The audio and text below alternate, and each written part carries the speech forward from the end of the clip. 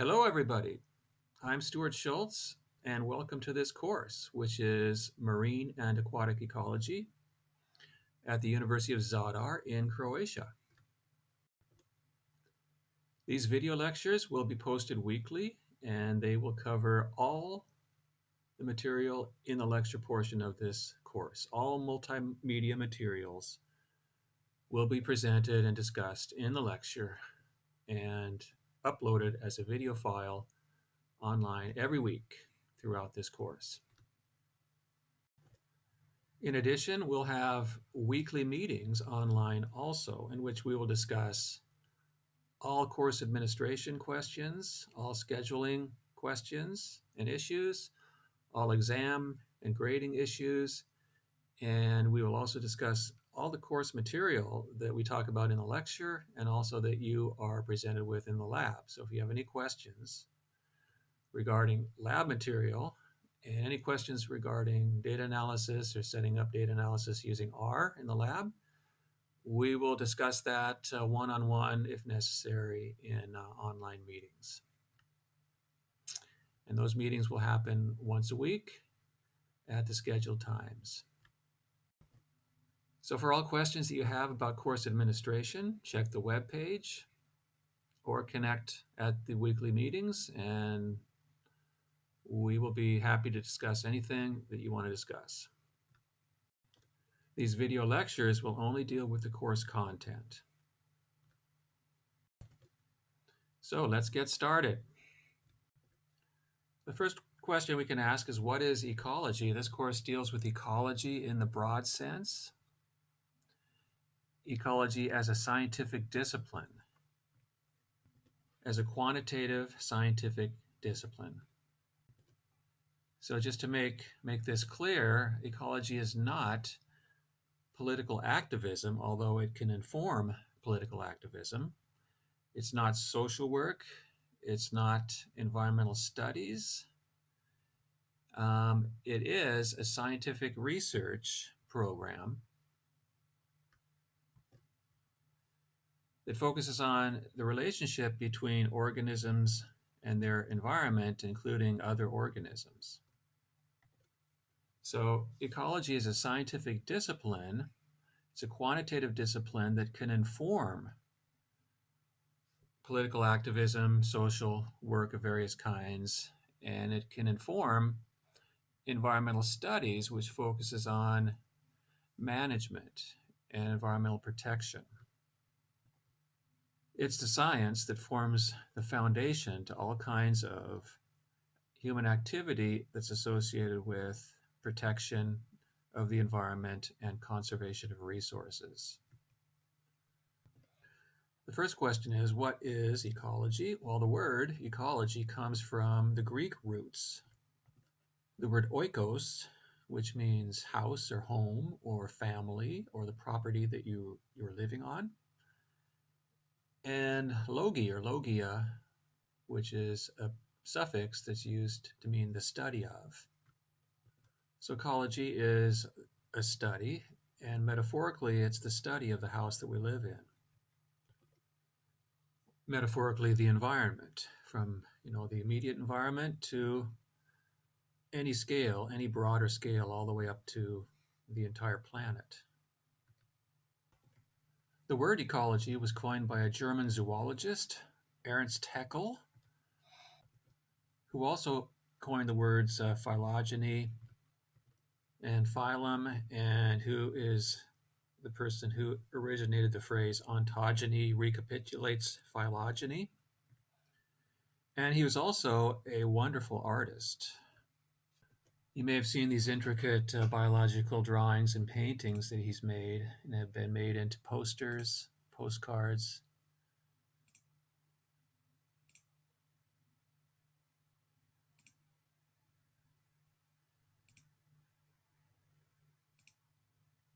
Some amazing stuff.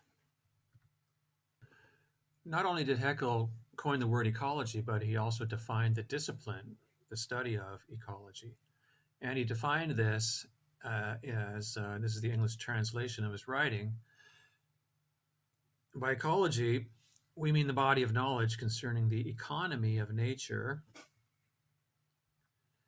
the investigation of the total relations of the animal, and of course, we also apply this to all living things now. The total relations of living things both to their organic and to inorganic environment. In a word, ecology is a study of all of the complex interrelationships referred to by Charles Darwin as the conditions of the struggle for existence. And this is the definition that he gave in 1870. Right, where does this term struggle for existence come from? It comes from Darwin's book, The Origin of Species, which was published when Haeckel was a young man. And after reading this book, he realized immediately that this idea of natural selection was revolutionary. It created an intellectual framework that could potentially be used to understand all of biology. All aspects of biology could be understood in terms of the basic logic set out by Charles Darwin in his book, Origin of Species. So he became Darwin's biggest German promoter. The two exchanged lots of letters, and Haeckel sent Darwin his monographs on various groups of animals with his intricate drawings. And Darwin was just totally impressed by him, and they became friends for life. And so this idea of ecology was inspired by chapter 3 of Darwin's book, The Origin of Species by Means of Natural Selection. And chapter 3 was titled The Struggle for Existence.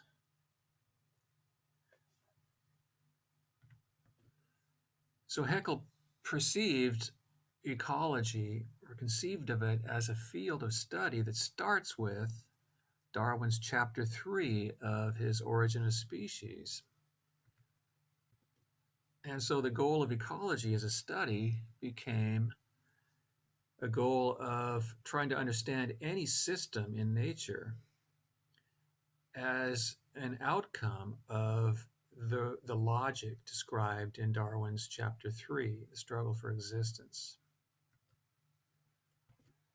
In other words, the study of all those complex interrelationships referred to in this chapter. And all those complex interrelationships are indeed complex interrelationships, which means that ecology is a very comprehensive field of study. And to understand all those complex interrelationships, you can't just exist within one field of study, one discipline, one academic discipline, which means there aren't any scientific boundaries. We want to study the environment within academic fields such as physics, chemistry, geology, oceanography, atmospheric science. All of those are separate academic disciplines that are used by ecologists to study the environment. And to study the organism, ecologists use also many different academic disciplines, such as genetics, cell biology, molecular biology, physiology, taxonomy, and systematics. Any part of any discipline that helps to understand a particular system or interaction or relationship that you're interested in, those are legitimate fields of study within ecology. So it's a comprehensive synthesis. It's a multidisciplinary study. So it includes all of these academic disciplines under one sort of large and inclusive heading: geology, physics, atmosphere, chemistry, oceanography, genetics, physiology, cell molecular, systematics. All of these things are combined in whatever ways are necessary to answer specific questions about some system that you're interested in, some ecological system that you're interested in, some set of interactions between organisms and environment that you want to understand. So ecology is a multidisciplinary science, quantitative science, and like all quantitative sciences, you need to understand how to analyze data. And this data that you analyze can be very complicated because relationships in nature are very complicated and they're very messy. So a necessary part of any understanding of any kind of ecological relationship is the ability to analyze data. So in this class, we will be using R, as we have in previous classes, to analyze data sets. And the areas of ecology are divided into three large subfields. And the subfields of ecology, as practiced by ecologists, those subfields are organisms, populations, and communities. And these are different levels of organization within biology. So these three levels of organization in biology are used to define, separate and define the major subfields of ecological research and ecological study. So within the organisms level of organization, we have three major subfields of ecology: physiological, behavioral, and life history ecology. So ecologists generally work their entire lives within one of these subfields, and they can move back and forth between these, their base subfield, and other subsidiary ones, but mainly they spend their lives studying one of these three areas if they're within the organism's level of organization. Then one level up from the organism's level is populations, and this level of organization basically is its own subfield, namely population ecology. And it can also include population genetics, ecological genetics. Population genetics is a common interest of people who work at the populations level of organization. Then at the communities level of organization, we have three basic fields of study in ecology, and these are ecosystem, community, and landscape ecology.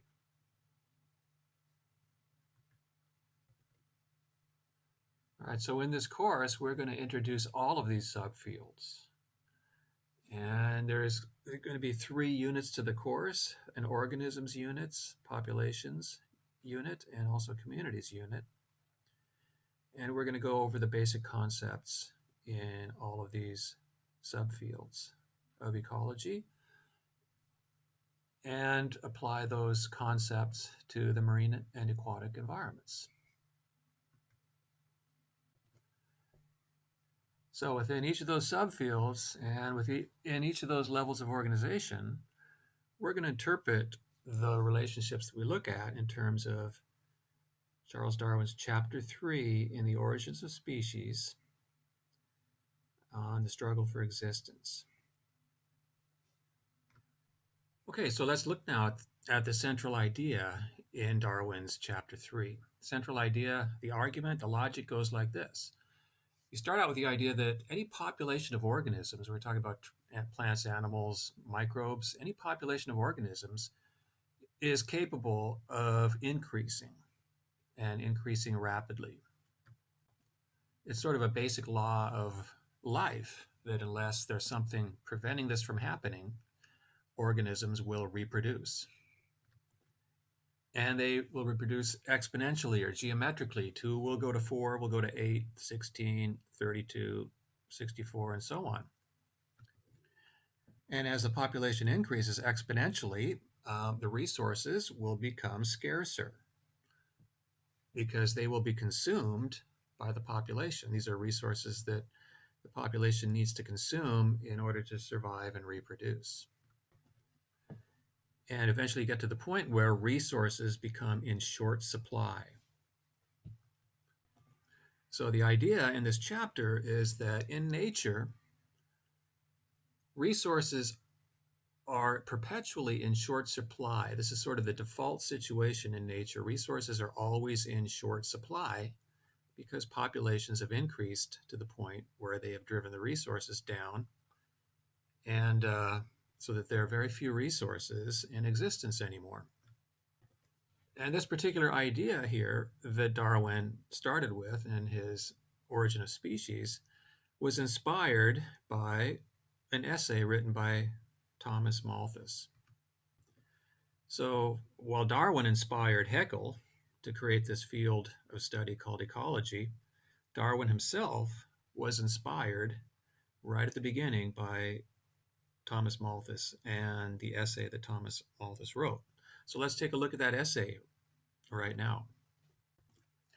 So this is the essay on the Principle of Population by Thomas Malthus, and it was written in 1798.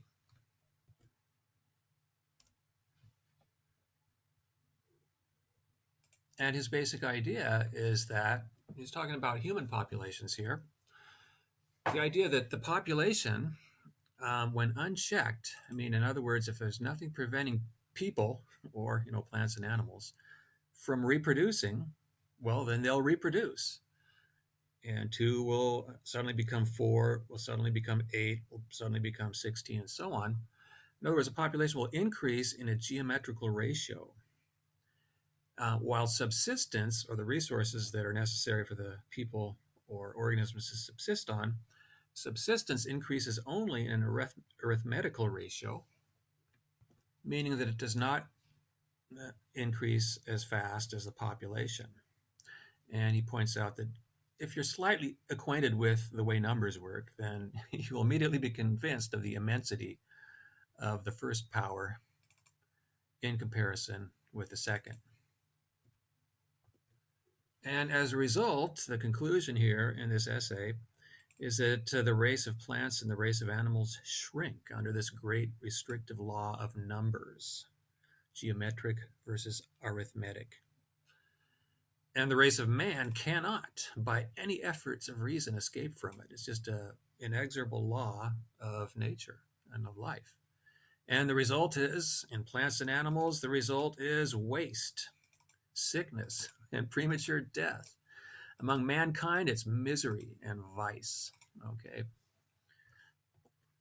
And therefore, this fact of life is decisive against the possible existence. In other words, he's saying it makes it impossible for a society to exist in which all the members live in ease, happiness, and leisure, and feel no anxiety about providing the means of subsistence for themselves and families. In other words, the vast majority of organisms are going to be living in anxiety and run the risk of disease, starvation, and death. And that's sort of the natural state of life. Populations will increase until resources become scarce, and the result is misery, poverty, disease, and death. It's a very optimistic view of life and human nature, isn't it? All right, so Charles Darwin was very impressed with this essay and saw that there was a certain logic in it that could be applied to the natural world. And this logic he called the struggle for existence, assuming this is occurring in nature. So his idea was this struggle for existence in which populations are too big for their resource supply. And so the resources in existence are only enough to feed a small proportion of the population. This is what he called the struggle for existence. And as a result of this whole situation, only a tiny fraction of all the seeds produced, or all the larvae produced, or all the young produced any particular breeding season, only a tiny fraction of those new organisms, those newly produced organisms, will survive and eventually live to adulthood and reproduce. Only a tiny fraction. The rest die before they reproduce and are lost from the planet. And this process is called natural selection. Okay, so for Darwin, this idea of Thomas Malthus immediately implied for him that nature could be perceived as sort of this powerful hand deciding who lives and who dies. And it's not, it's just a metaphor. Obviously, nature is not really doing that, but it's sort of analogous to humans and their artificial selection of certain types of stock animals to preserve certain types of traits in stock animals. For example, horses, race horses, dogs, pigeons, and so on. But there's no conscious selection going on, obviously, in the environment. What happens is those tiny fraction of individuals who survive and reproduce, they survive and reproduce because they have traits. They have something in their physiology, something in their anatomy, something in their behavior, which makes it easier for them to compete against other individuals for those resources in short supply. They're better competitors. And they're better competitors because they have some trait that makes them better competitors. And that trait that they have is what is being selected by the environment. So the environment is nature, and nature is selecting those traits that increase the chances that an individual will survive and reproduce. So that's the idea that he put forth and logically argued in his chapter 3. And then to take this one step further, those tiny fraction of individuals who survive and reproduce, those are the individuals who found the next generation of the population. And because they found the next generation of the population, and because they passed their traits that allowed them to survive and reproduce, they passed those traits on to the next generation. The idea is that the next generation is a little bit better able to survive and reproduce on those resources in short supply than the previous generation. So it's a little bit better because selection has favored those individuals that are better able to do this. And so they found the next generation. And so that change in traits from one generation to the next, in behavior or physiology or anatomy or morphology, that behavior and traits is called evolution. Basically, a change, a biological change over time that is inherited, a genetic change from one generation to the next. Now, okay, so for this logic to work, there has to be three requirements for evolution by natural selection to occur, and Darwin talks about all of these in Origin of Species. First, there has to be variation. In other words, individuals have to be different from each other in some way. And those differences have to be inherited. They have to be passed on, at least to some extent, passed on to their offspring. Bigger, smaller, behavioral differences, physiological differences, anatomical differences. There has to be variation in those traits. And that variation, to some extent, has to be inherited. And the third requirement is that these differences, this variation, also causes variation in fitness being the ability or the propensity to survive and reproduce in the environment that the population finds itself in.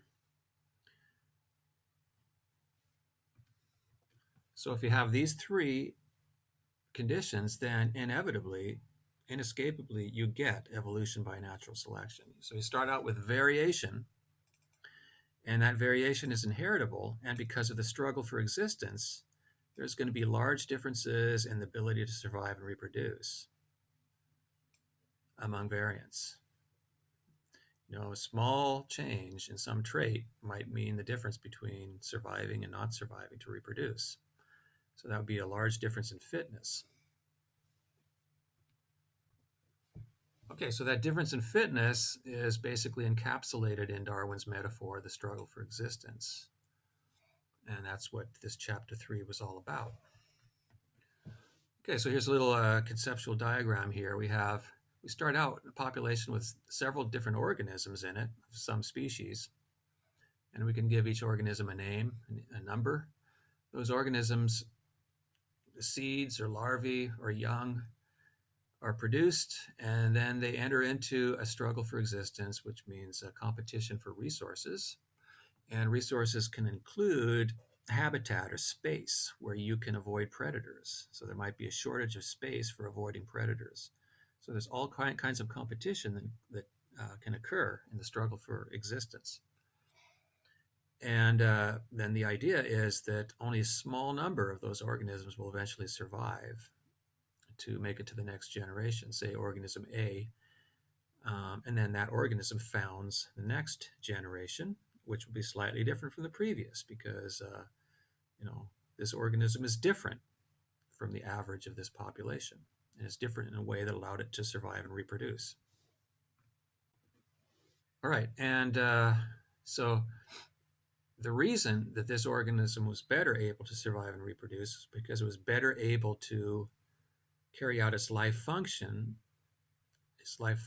under the conditions in a particular area where this population lives, and the resources in this particular area. So we can the conditions for survival and reproduction depend on these conceptually different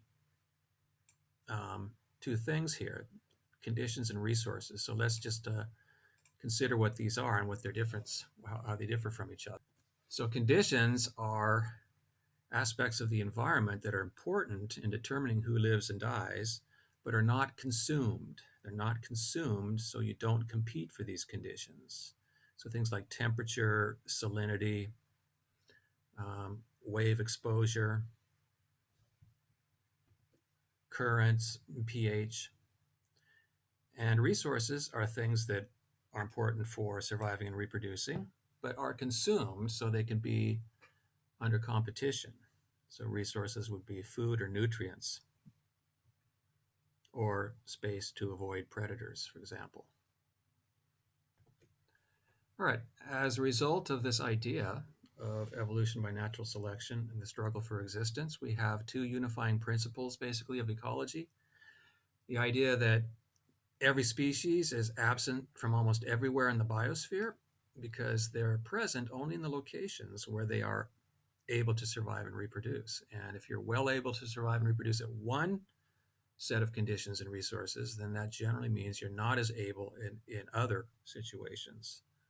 So the process of becoming fitter at some particular set of conditions and resources means that you become less fit in other sets of conditions and resources. So as a result, species match their environments. And that match between organisms and their environments is called adaptation. Adaptation is sort of fitting to your environment. So if you were to take some species at random and then take some point at random on the surface of the Earth, you're extremely unlikely to find that species at any random point that you choose. So you might have to choose maybe 1,000 or 10,000 or 100,000 random points before you just happen to hit the location where a particular species is, because most species are restricted to those conditions where they're adapted to. And if you go and look at those conditions, those places where those species exist, then you can see that they're very highly adapted to those local conditions.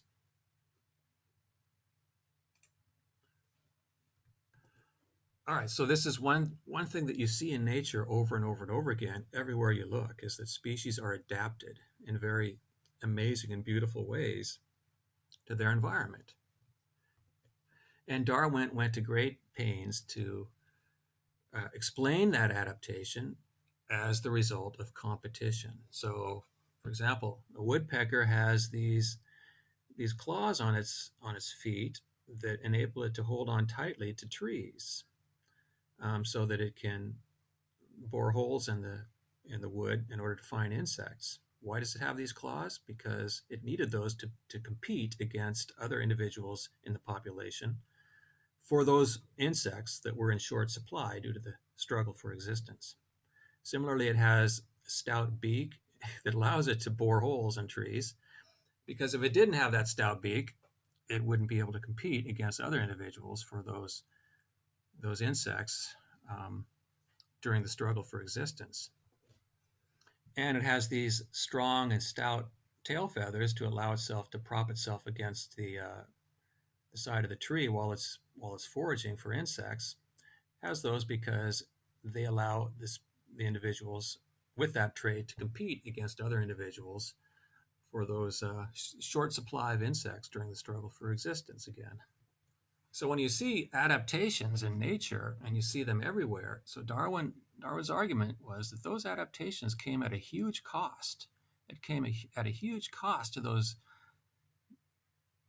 huge number of organisms that did not have those traits and died out in those populations generation after generation after generation. So there was huge numbers of losers that had to happen in order for these traits to evolve. And those losers were basically losers in the struggle for existence. So, for example, you may marvel at the fact that a plant annually produces 1,000 seeds, of which on average only one comes to maturity. Well, why does it do that? Well, it's struggling with plants of the same and other kinds which already clothe the ground. So it's in competition with all of those other plants for a space for those seeds to occupy. Or, for example, the mistletoe plant, the seeds are disseminated by birds, so it depends on birds to disperse its seeds, and that's another beautiful adaptation. How did that adaptation come into existence? Well, a metaphorical struggle with other fruit-bearing plants in order to tempt birds to devour and thus disseminate its seeds rather than those of the other plants. So it's in competition again for a resource, namely birds, that the plant is using to disperse its seeds. So Darwin discussed many examples like this, and these were all examples in favor of this ultimate process that he wanted to describe, namely the origin of species. And the origin of species he described as an inevitable outcome of the struggle for existence. So it's sort of a way of escaping from that struggle. The origin of species is a way of escaping from the struggle for existence. So it's a way of escaping from Thomas Malthus's, depressing vision of life. So if you can find a way to shift and switch off of one scarce resource onto another more abundant resource, then that shift often means that there's a possibility for a new species to evolve. So you've escaped from that particular struggle, and for a short period of time, a temporary short period of time, you don't have that struggle anymore because you're on a different resource, and then the struggle starts over again on that particular new resource. And this was his idea on how new species evolve as they escape that struggle by shifting to a new resource. So, for example, woodpeckers may have ancestrally began as a type of species capable of climbing trees and seizing insects in the chinks of the bark. Yet, we have other types of woodpeckers feed largely on fruit, others with elongated wings, and chase insects on the wing. And then there's another species of woodpecker that lives on the plains where there are no trees. So obviously woodpeckers are capable of diversifying onto other resources. And Darwin proposes that the reason for this diversification is to escape that struggle for existence on some scarce resource, some scarce ancestral resource. A shift to a different resource that results in and is coincident with the origin of a new species. So whenever we see a species with a particular example of a beautiful adaptation to the environment in which it lives, under Darwin's view of life, that adaptation came at a cost, at a tremendous cost to all of those individuals that were not able to compete against these traits. And also, these traits evolved slowly over a period of time, gradually accumulated during this process. They didn't just sort of jump into existence all at once, but this was a gradual process.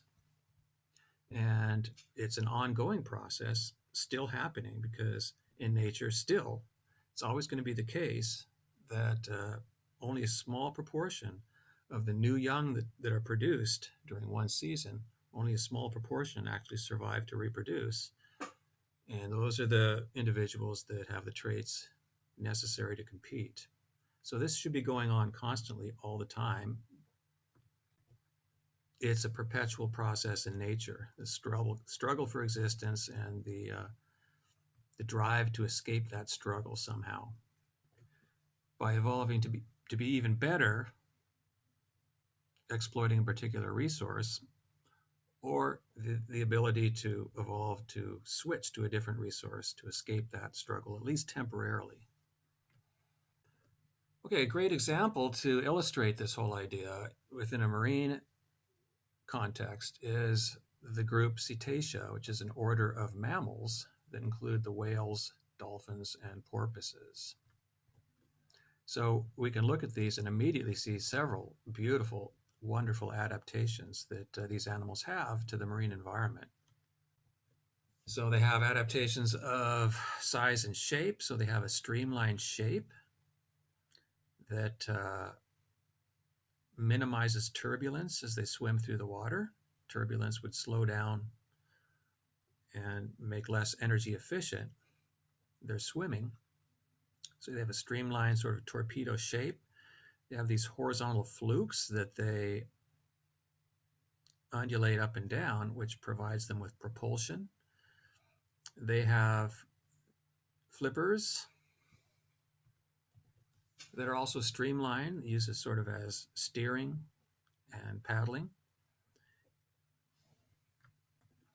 They have a blowhole at the top of their head that allows them to inhale and exhale air while breathing.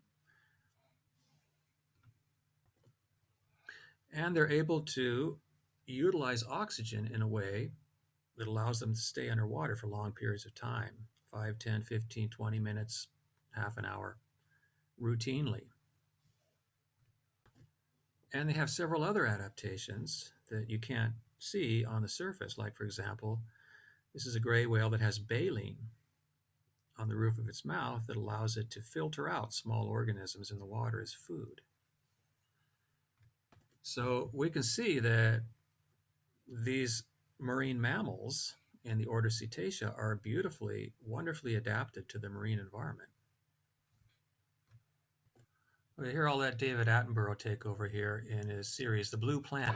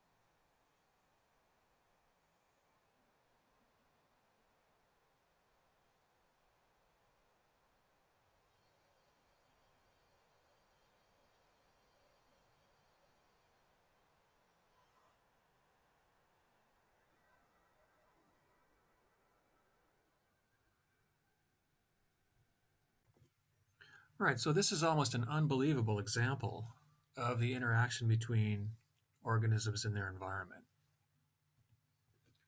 So in this example, we have a group of organisms that are extremely well adapted to the marine environment. And we can think of this adaptation as, following Darwin, as an outcome of a long period of time during which there was constant struggle. So this level of match between organism and environment doesn't just spring into existence overnight.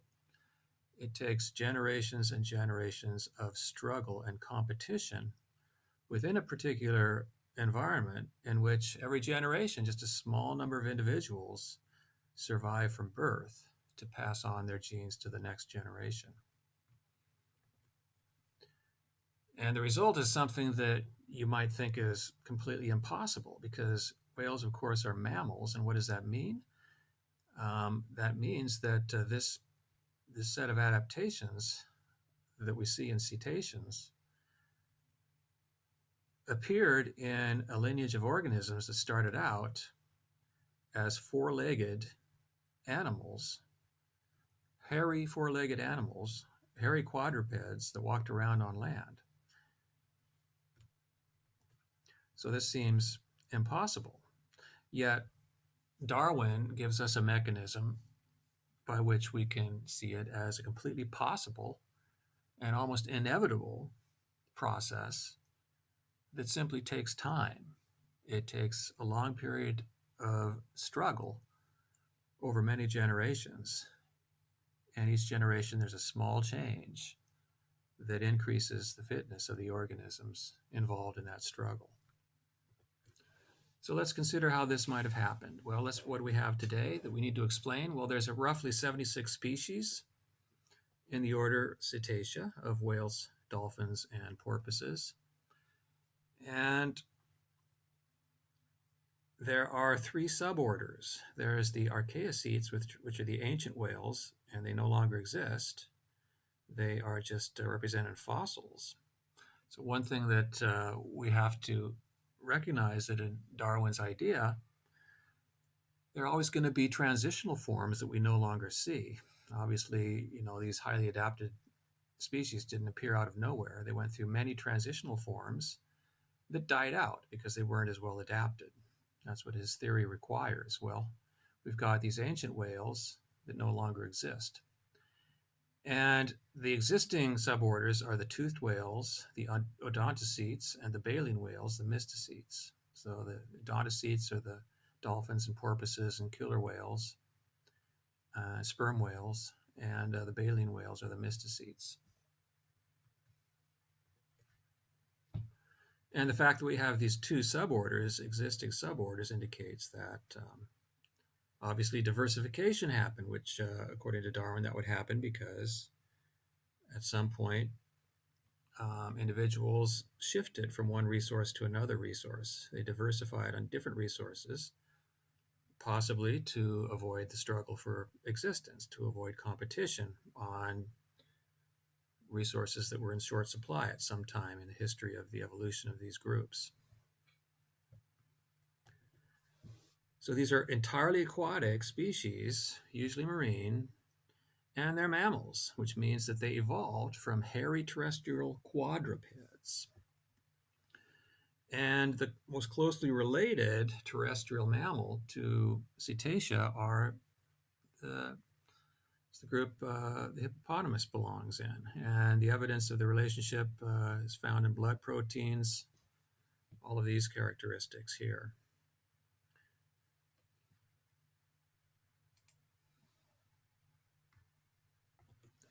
If you look at just morphology, the size and shape of animals, you don't see a strong relationship between whales and hippos. There's just this strong relationship between whales and this extinct group of mammals called Mesonychian condylarths. And those are separate from all the rest of these hoofed mammals with no evidence of a strong relationship with hippos morphologically. But the closest related outgroup to cetaceans are hoofed mammals: camel, sheep, mouse, deer, hippos, and pigs. If you combine both morphological and genetic data, you see a completely different relationship here, where you have the closest relative of whales are hippos. And then if you add the morphological data, you get the fossil groups that we talked about, and then the rest of the hoofed mammals. And some people have proposed to call this group right here, this clade of cetacean hippos, this group right here represented by this branch, the Hippomorpha, the whale hippo clade. So here's a more detailed evolutionary tree where you've got all the groups here, cetaceans, including all of these fossil groups. And right there in the middle is the hippo. Okay. And then all of the other hoofed mammals down here. So this would be the Hippomorpha right here, this clade on the top. And I just want to point out that, of course, whales and dolphins and porpoises are not the only marine mammals. And we could talk about this process of evolution of adaptations to the marine environment in several groups of species. For example, the pinnipeds, or seals and sea lions, also have many adaptations to the marine environment, and they also evolved from hairy quadrupeds. And they could have evolved in this mechanism of monophily or diphily. So, for example, the sea lions and walruses could have evolved from ancestor of bears, and the seals could have evolved from the ancestors of weasels. Or all three could have evolved from the ancestors of ancestors of bears. And their outgroup is then also closely related to the Mustelidae, or weasels. So these are the two processes wherein seals and sea lions could have evolved, again, ultimately from hairy quadrupeds, more recently than whales. And here are the only fossils, the earliest fossils of pinnipeds that we have. Puella darwini is the fossil we have of this pinniped right here. And Analiarctos mielzii, skeletal reproduction of another pinniped. So these are the earliest pinnipeds that we know about. All right, now here's the evolutionary tree as far as we know, starting from the earliest fossils that we have in the cetacean group around 50 million years ago. And this tree shows that this process, as is predicted by Darwin, is gradual, and it involves many false steps. Like these branches are all stop millions of years ago, which indicates that these species all went extinct. We don't know why, but possibly because other species in the environment were better competitors, better able to succeed in the struggle for existence. So these are archaeocetes. We don't see those anymore, and they all disappeared right around the time the odontocetes and mysticetes evolved. So these may have been better adapted for foraging than the archaeocetes. And then within each of these two groups, there are also transitional forms that died out, that tried and failed in the struggle for existence, and leaving us with more specialized and more highly adapted species to the marine environment, which we see now. And we can think of each of these branches as another attempt to succeed at the struggle for existence, possibly by shifting to a slightly different resource. And that shift, of course, the biggest shift to a different resource occurred at the very beginning when there's a shift from land to the marine environment. All right, so here's an artist's conception of what that ancestral animal looked like that gave rise to all of the cetacea and all of the hippos. So this animal appears to have been the ancestor of the Hippomorpha group. This animal right here, this Mesonychid conlarth, gave rise to both eventually the hippos, which were terrestrial aquatic species in freshwater ponds and lakes, and also gave rise to the cetacea eventually in the marine environment. So how is it that this hairy quadruped could become something like this gray whale? How do we get from this Mesonychid to whales? So first of all, why move from land to water? What evolutionary changes occurred? And in what order? And what environmental resources and conditions were responsible for the changes? So we're going to just answer all those questions step by step here. And so the logic at the basis of this whole process is, number one, there's variation.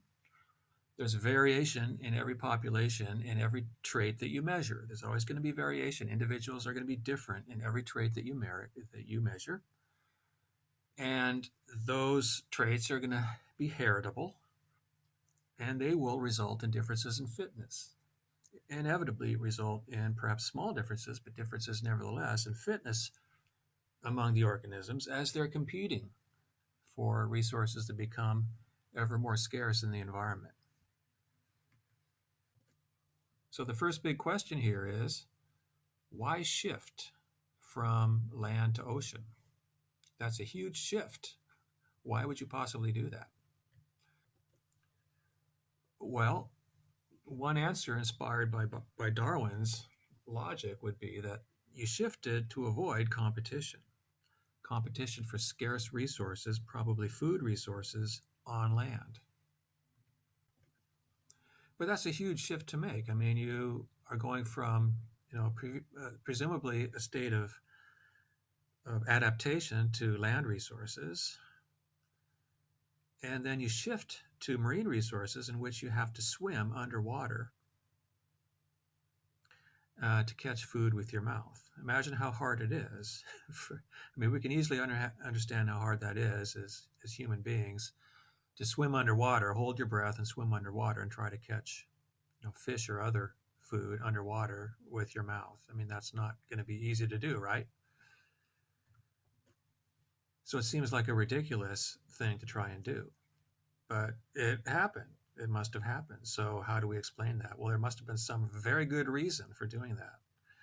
And we know that the first fossil whales that we see are roughly 55 million years ago. So something happened before that, maybe 60, 65 million years ago, that made it extremely advantageous to shift from land to sea. What do you think that event was that happened 60, 65 million years ago that would have favored the movement of land mammals into the ocean? Well, I think the consensus is that that event was the Chicxulub impact event.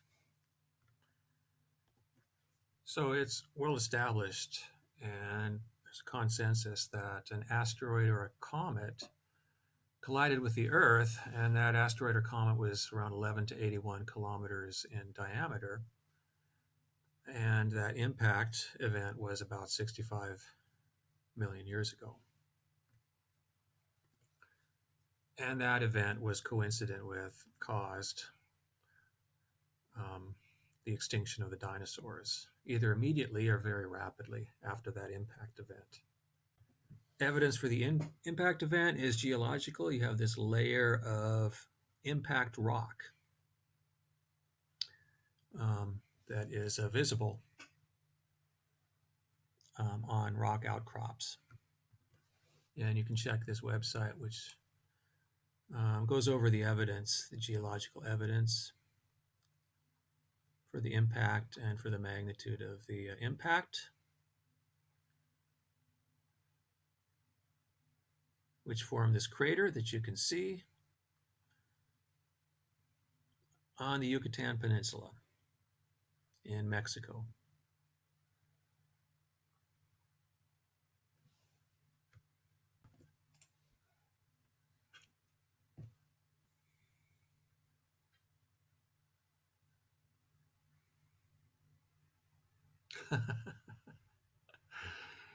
There were no skyscrapers at the time.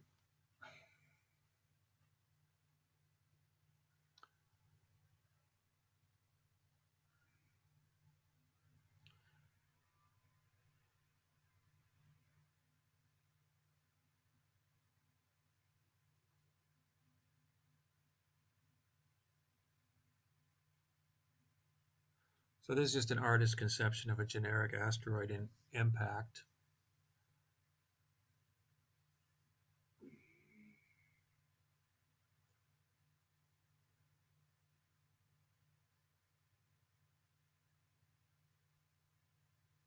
So it's easy to imagine that, after an impact like this, there's going to be drastic cataclysmic changes in the environment and the resources that are available. And, with the extinction of the dinosaurs, that removes a certain class of competitors with mammals. And when the dinosaurs are eliminated from that competitive environment, then it suddenly becomes advantageous for mammals to diversify into those areas that the dinosaurs left behind. And one of those areas was the ocean.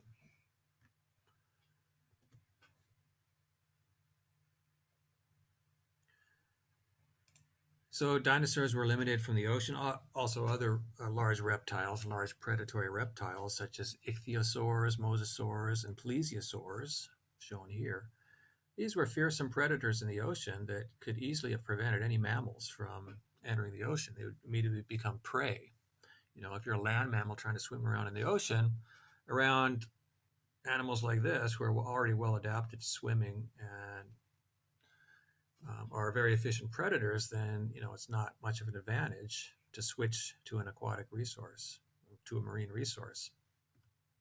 But once these animals are gone, then suddenly maybe it would become extremely advantageous to move to the ocean and focus on those prey species, any prey species that survived the impact, that are no longer consumed by these large predators and whose populations may then be able to increase to large numbers. So suddenly you have an abundance of fish species that you can prey on in the ocean that are no longer controlled by these large predators. And so that might have been the impetus for these Masonic condylarths to forego land and enter the sea environment. And it may have been advantageous for another group of the same Masonichids to forego a dry terrestrial environment and move into freshwater lakes and ponds and eventually evolve into the hippo group. So this is not the kind of environment you'd want to be in as a land mammal, where these large predators are swimming around.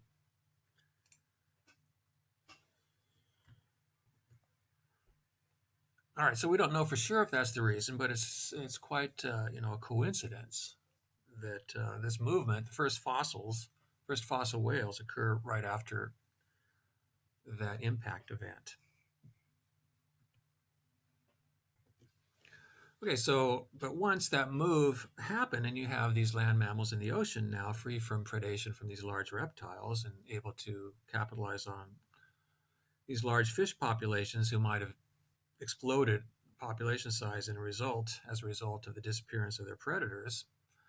Once they're in the water, then inevitably evolutionary changes are going to happen because there will be another struggle for existence developing as the population increases, and there'll be scarcity of resources again, because there's, that abundance is always temporary until the population increases and the resources are driven down again. All right, so you have another struggle for existence developing now in the ocean, and small variations will be favored that increase adaptiveness to those ocean marine conditions. So, what evolutionary changes occurred and what environmental resources and conditions were responsible for the changes? Well, let's just look at some conditions of the water that now these hairy quadrupeds have to deal with. They didn't have to deal with before. First, the water is dense. So, the density of water is 800 times the density of air. So, there's going to be pressure on your body as you're diving underwater, swimming around, holding your breath, trying to catch food.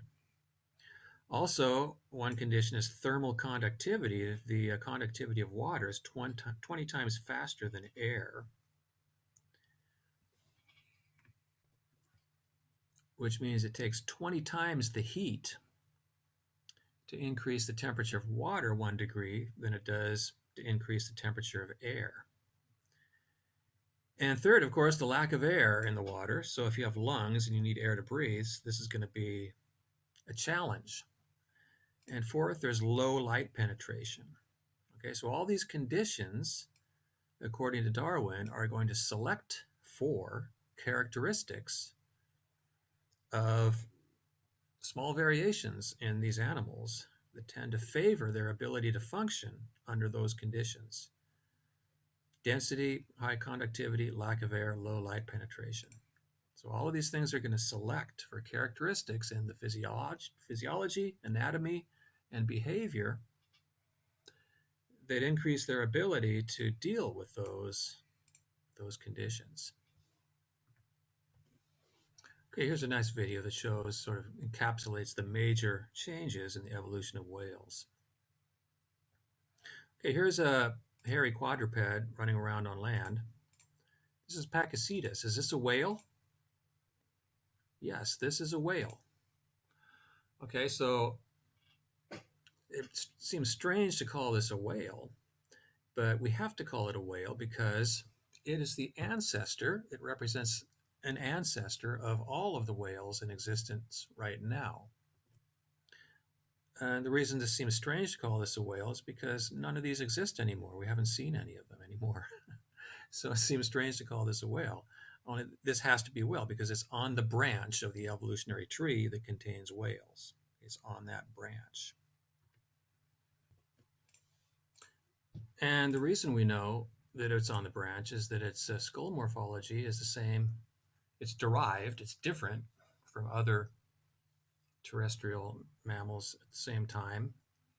And it's the same as in all the modern whales now, similar to all the modern whales. Now the nostrils are a little bit up, beginnings of a blowhole.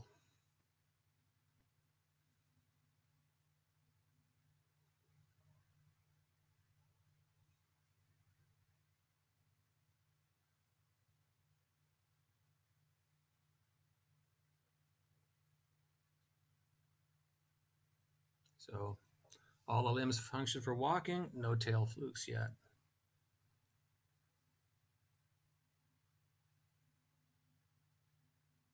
Okay, after 1 million years, we have this fossil species called Ambulocetus.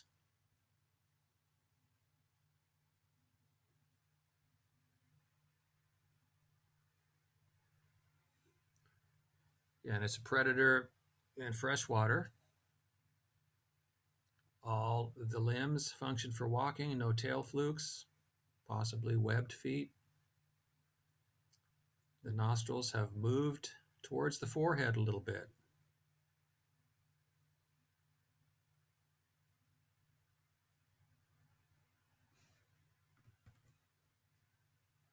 Another 1 million years, we have Myocetus, and now we've got a species that is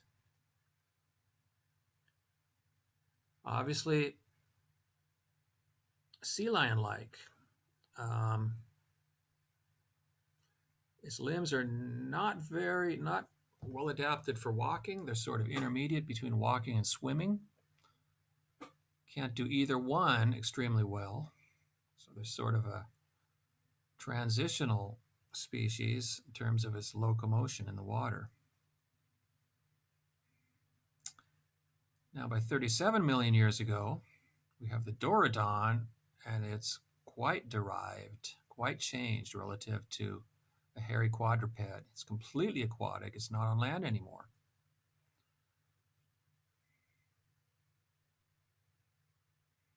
Nostrils are farther back. Forelimbs are now flippers, and they're not adapted for walking on land. The trunk is elongated, more torpedo shaped. Hind limbs are almost gone, and we've got the tail flukes now. Fossil Dorodon.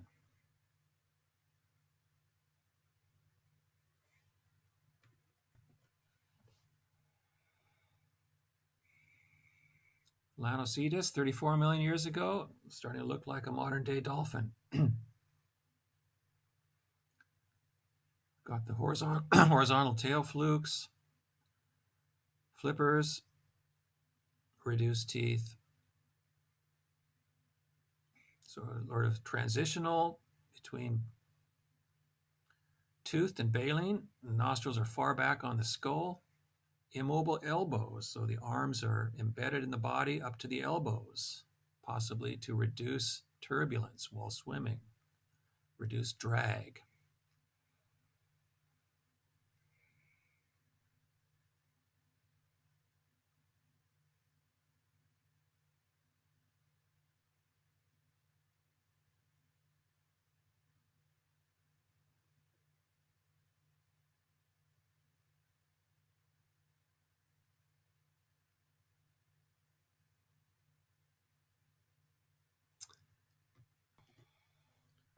All right, so remember with Darwin, we can see these wonderful adaptations, but what those adaptations mean is that they occurred at a big price, at a big cost to all those individuals that were not able to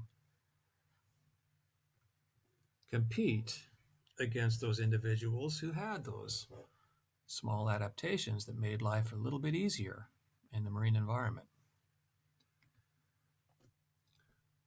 that enable those individuals to compete a little bit more successfully under the properties of water. So let's just take a look at those properties, starting out with density. So the fact that water is dense means that there's increasing pressure at depth, so the pressure doubles every 33 feet of depth. Also turbulence. When you swim through the water, you create turbulence, which creates drag, which is a resistance force against that's opposite in direction to the forward motion, and makes it difficult to move. But on the plus side, there's buoyancy. So the density of water creates a buoyancy force, upward force on the body of an organism that makes it easy to, to just maintain a position in the water, something you can't do in air, obviously. So what traits in a marine organism would be favored by buoyancy of the water? Well, one trait is increase in size.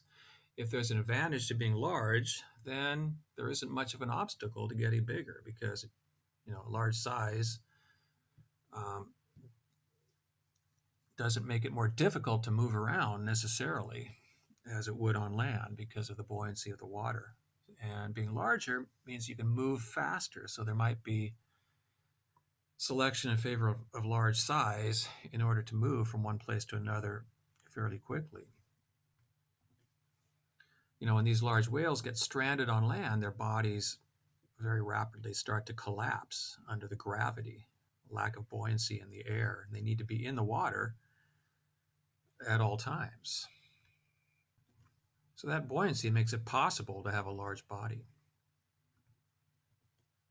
So large size is one trait that can evolve in water that is much more difficult to evolve in land. Another trait is a behavioral trait.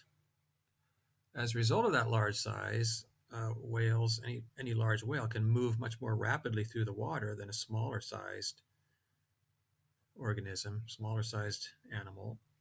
And if you can move rapidly, then that means that it's possible to take advantage of seasonal differences in the ocean. You can migrate long distances between winter and summer. So feeding grounds during the summer can occur in highly productive waters near the poles, and breeding grounds in the winter can occur near the equator where the water is warmer. So there can be annual migrations across 90 degrees of latitude. And we see that in pretty much all of the larger mysticetes today. So the gray whale, for instance, migrates from the Chukchi Sea down to the lagoons and the Baja Peninsula, Sea of Cortez in Mexico, feeding grounds up here, birthing, mating, calving grounds down here. And that's an annual migration that attracts a lot of whale watchers, and it occurs on a very precise schedule, so you know exactly when to go out and exactly where to go out to watch these whales. They become fairly tame with all these whale watching boats going out, and they like to be scratched. They might have itchy skin where these barnacles and other ectoparasites grow on the body of these gray whales. When I lived in Oregon, I used to take people out on boats and do these whale watching tours off the coast of Oregon in May when the cow-calf pairs are migrating north from the calving grounds. So the females and their calves are migrating north close to shore, and it's easy to go out and watch them. And they put on quite a show. In the past, they have not been so tame. They were hunted nearly to extinction as soon as the whale hunters found that they migrated to these shallow lagoons in Mexico around Christmas to calf. As soon as they found those locations, they just simply went into the shallow lagoons in December and just slaughtered all the whales that came down in there. So they killed off virtually the entire population, except for maybe a few hundred whales, possibly. And so it was believed that they were extinct for a long period of time, but the whales were smart. They stopped going into the lagoons and found a way to reproduce outside the lagoons, and the population increased. But there was a period of time when, before that happened, the whales were quite aggressive towards the boats after they figured out what they were doing. And so they came down to the lagoons. If they saw any boats, they would ram the boats and capsized many boats. They were called devilfish. They would swim up through the water, just ram the boats with their heads until the boat fell to pieces. But now they appear to have learned that the people are friendly, and so they don't do that anymore. Right, another trait that so large size, migration behavior as a result of the high density of water. Another trait that might have been whose evolution might have been caused by the high density of water is the evolution of tooth morphology.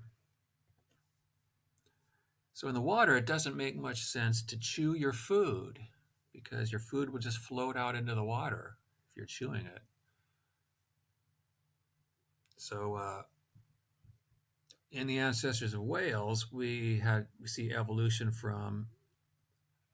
away from the possession of any molars, and the teeth morphology has evolved into sharp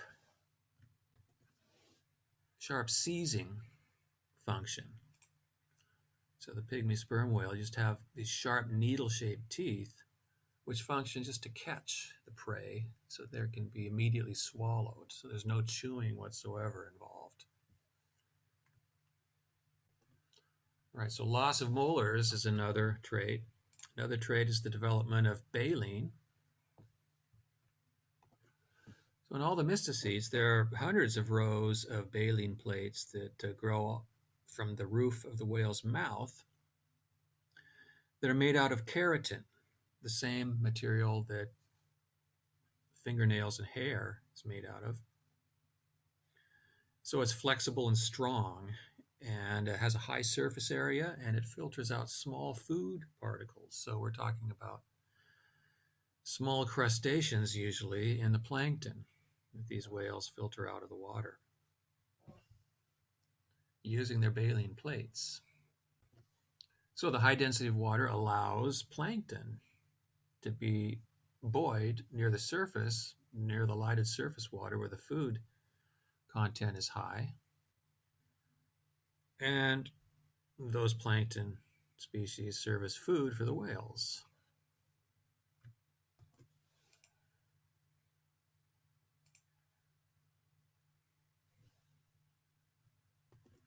So we have evolution of large size, tooth morphology, and baleen, and migratory behavior that we can probably ascribe to the density of water, a condition to which all those traits are adapted.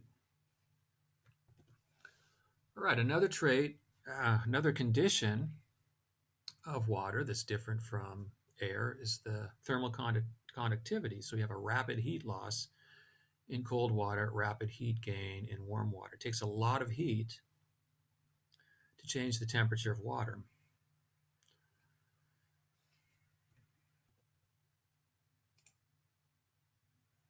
So there's a little chart of the thermal conductivity of various substances. Here's water here, liquid water here. This is a logarithmic scale.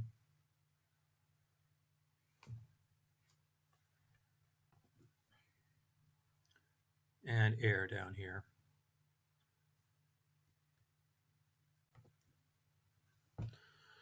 All right, so water conducts heat rapidly, about 20 times faster than air. Nevertheless, the body temperature of whales, like all mammals, is close to that of ours, around 37 degrees Celsius. So how do you maintain that body temperature in water that's, much colder than 37 degrees? Well, they had to evolve some mechanism for conserving body heat. So the terrestrial quadrupeds had fur. Is fur going to be useful in the water? Well, it's not a very useful option because in order for fur to work, it has to maintain a thick airspace between body and water. But because water is so dense, it creates extreme pressure. As I said, for every 33 feet of depth in the water, um, you have double the pressure, which means that fur is compressed to half its thickness for every 33 feet. So fur loses its insulating ability the deeper an animal dives. So what's an alternative to fur? Well, one insulating substance possessed by all mammals, we all have, and which is not very compressible in dense water is fat. So all whales and pinnipeds as well are insulated by a thick outer layer of fat called blubber. And in some species, the blubber layer can be half a meter thick or even more. And it can be so abundant that it comprises about a third of the body weight of the animal. So this effectively reduces the rate of heat loss from the whale, allowing the lost heat to be replaced by a normal rate of metabolism in its internal tissues. So metabolic activity can maintain the body temperature easily to balance any heat loss through the blubber. And the rate of heat loss is proportional to the surface area of the animal, and the rate of heat production is proportional to the volume of the body. So the ratio of surface to volume determines the rate of heat loss, and large bodies have a lower surface to volume ratio than small bodies. So larger whales can maintain their body temperature more easily than smaller whales, and this might be the reason that they're able to spend long periods of time foraging in the cold waters, polar regions during the summer in between their trips to the tropics to mate and give birth. And in fact, in many large whales, overheating can be a problem when they go down there to the tropics to reproduce. And so this problem is another problem created by the marine environment. and is solved by allowing blood to flow through the flippers and tail, or the flukes, because those structures bypass the blubber and so are not insulated. So the heat can flow easily and the blood cools off as it flows through the flippers and the flukes. So to cool off in the tropics, whales have a system of a vascular system that allows them to shunt more blood into their extremities where it can cool off. And blubber is the main reason that whales have been hunted. Um, when you render it, it turns into sort of a waxy substance called whale oil, and its primary ingredient is soap, oil burning lamps, margarine. And some indigenous communities, Arctic communities like the Inuit, still harvest whales and they still use the blubber for traditional lamps.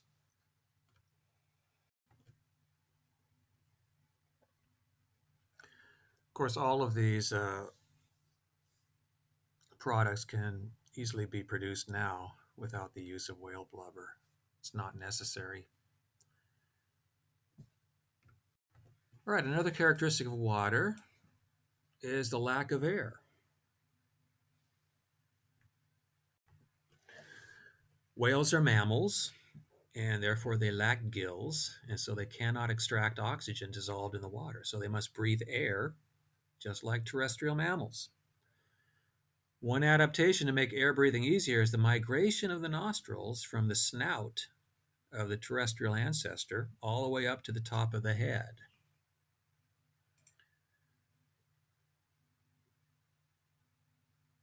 So here they form what's called the blowhole, and the blowhole occurs in all species of cetaceans.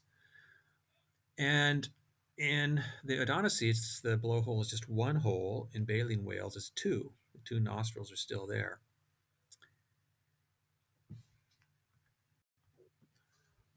So obviously, this migration of the nostrils up to the top of the head makes it quite a bit easier to inhale. You just slip up to the surface. You can just release just that part of your body, top of your head, in order to get that breath of air. So much more economy of movement than would be possible if your nostrils were still on the tip of your nose. All right, so that doesn't answer another big question, which is how is it possible for whales, dolphins, and porpoises to stay underwater for long periods of time, several minutes, without taking a breath? Well, there seem to be four major adaptations that allow long diving. These are physiological adaptations. So, first, whale bodies contain maybe 2 to 3 times as much blood as terrestrial mammals. Second, whales contain more hemoglobin like protein than terrestrial mammals, and hemoglobin binds and stores oxygen while they're in a dive. So, for example, whales have up to 9 times as much myoglobin, which is a hemoglobin like molecule, in their muscle tissue. So, the greater blood and hemoglobin means that whales can recharge their hemoglobin with far more oxygen per unit body weight than terrestrial mammals. In fact, they may not even need to carry any air in their lungs at all when they dive. During deep dives, some species appear to exhale before diving, expelling most of the air out of their lungs before the dive. And they do this after taking several breaths at the surface. So you see the whale's surface. It takes several breaths over a period of, maybe 5 or 6 surfaces, and then they will arch their back, and you can see them dive. And they'll be underwater for 5 or 10 minutes, and come back again and do the same thing. So it might be advantageous to expel the air from their lungs because retaining air in the lungs in these cases might interfere with the dive by increasing buoyancy. but this effect may be small since the air will become compressed, when they dive deep.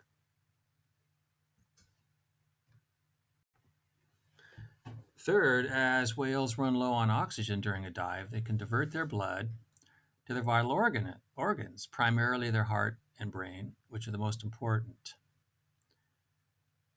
So they can conserve on the oxygen as they, if they're down near their limits and they're after some prey species down there.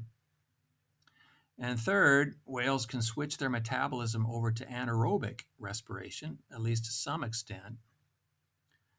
Anaerobic respiration means respiration with a lack of oxygen. So it uses substance other than oxygen. Fermentation, for instance, can allow release of energy from conversion of sugars to lactic acid or alcohol.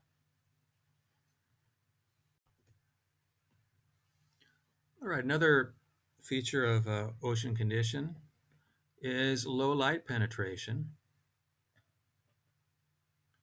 and this results in sensory modifications. So if there's low light, there's poor light penetration, then underwater hearing is extremely important. And underwater, if you've spent much time underwater, you will quickly understand that sound seems to travel from all directions underwater. So this is because the bone and tissues um, of the head have a very similar density as water. So sound waves travel all equally through all regions of our head. So in the air, our skull blocks the sound, so one ear hears a louder stimulus than the other one, unless the sound is directly in front or behind of us.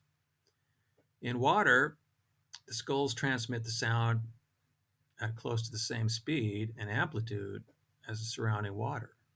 So each ear hears close to the same stimulus, and we're basically unable to distinguish the direction of the stimulus. So adaptations for directional underwater hearing are very important in the water, and they include variations in the density of skull bones, so sound can be focused.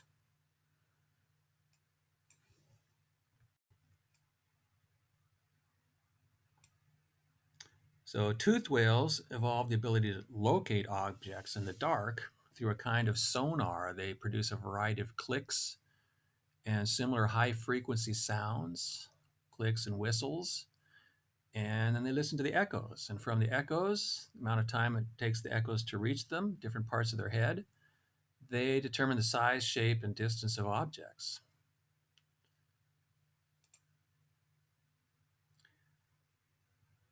So, for example, a bottlenose dolphin can detect a school of mackerel at a distance of 300 meters and discriminate between steel ball bearings, 4 or 5 centimeters in diameter.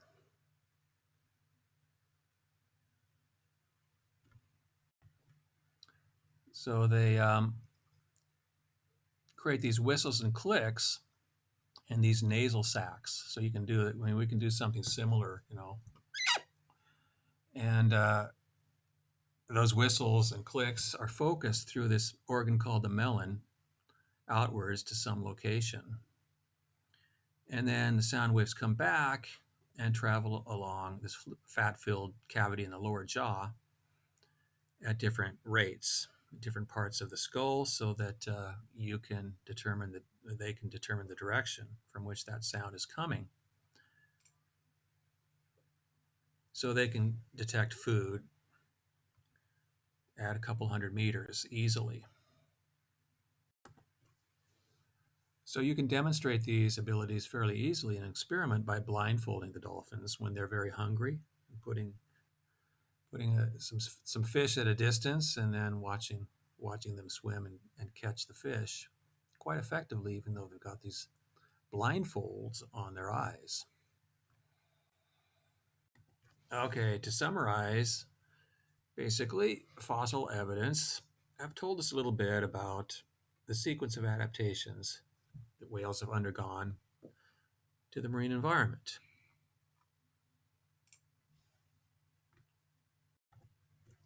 So one of the first features to evolve was a thick bony wall. around the middle ear, which is presumed to have adapted these creatures to the freshwater aquatic or semi-aquatic habitat.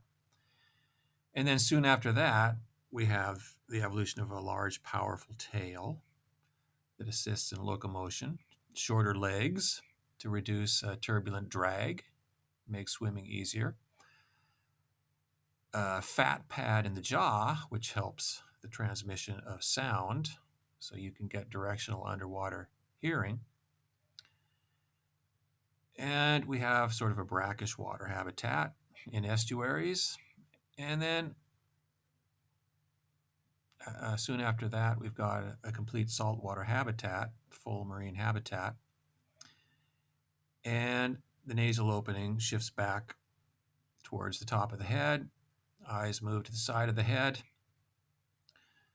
And then by the time we get to the Dorodon, we have tail flukes and very small, non-existent hind legs. Nasal opening shifted even further back. And then we have complete loss of hind legs. And then finally, the nasal opening reaches the blowhole position before the odontocetes and the mystocetes have separated out. And by the time those two groups are separated, we've got echolocation evolving for hunting in odontocetes and baleen for filtering food in the mystocetes. Obviously, the mystocetes don't need echolocation to the same extent because their food or plankton does not move, and it's very predictable in its location.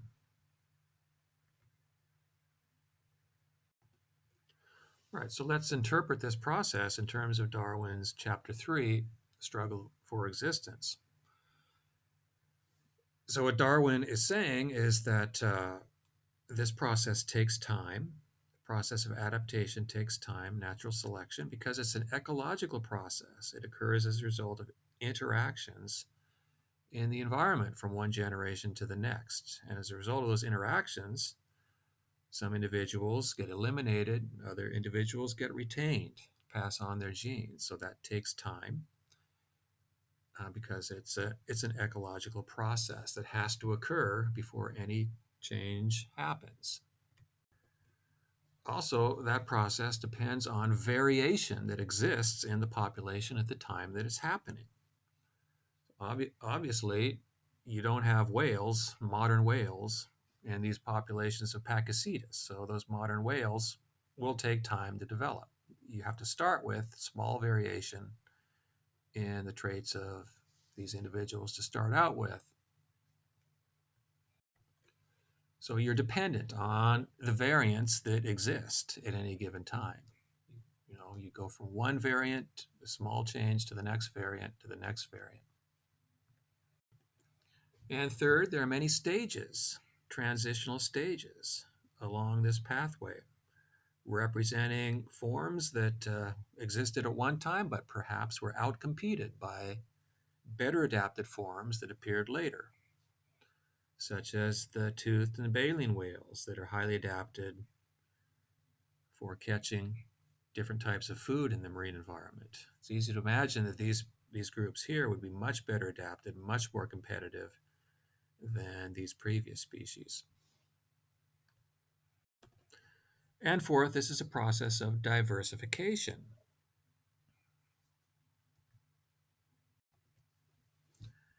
Especially looking at these two groups here, diversification to different food types, okay, to reduce competition between individuals of these two groups during the struggle for existence. Okay, so evolution of cetaceans is really an amazing story about how species can respond to their environments, how species interact with their environment over long periods, over millions of years. And they interact with their environment in a way that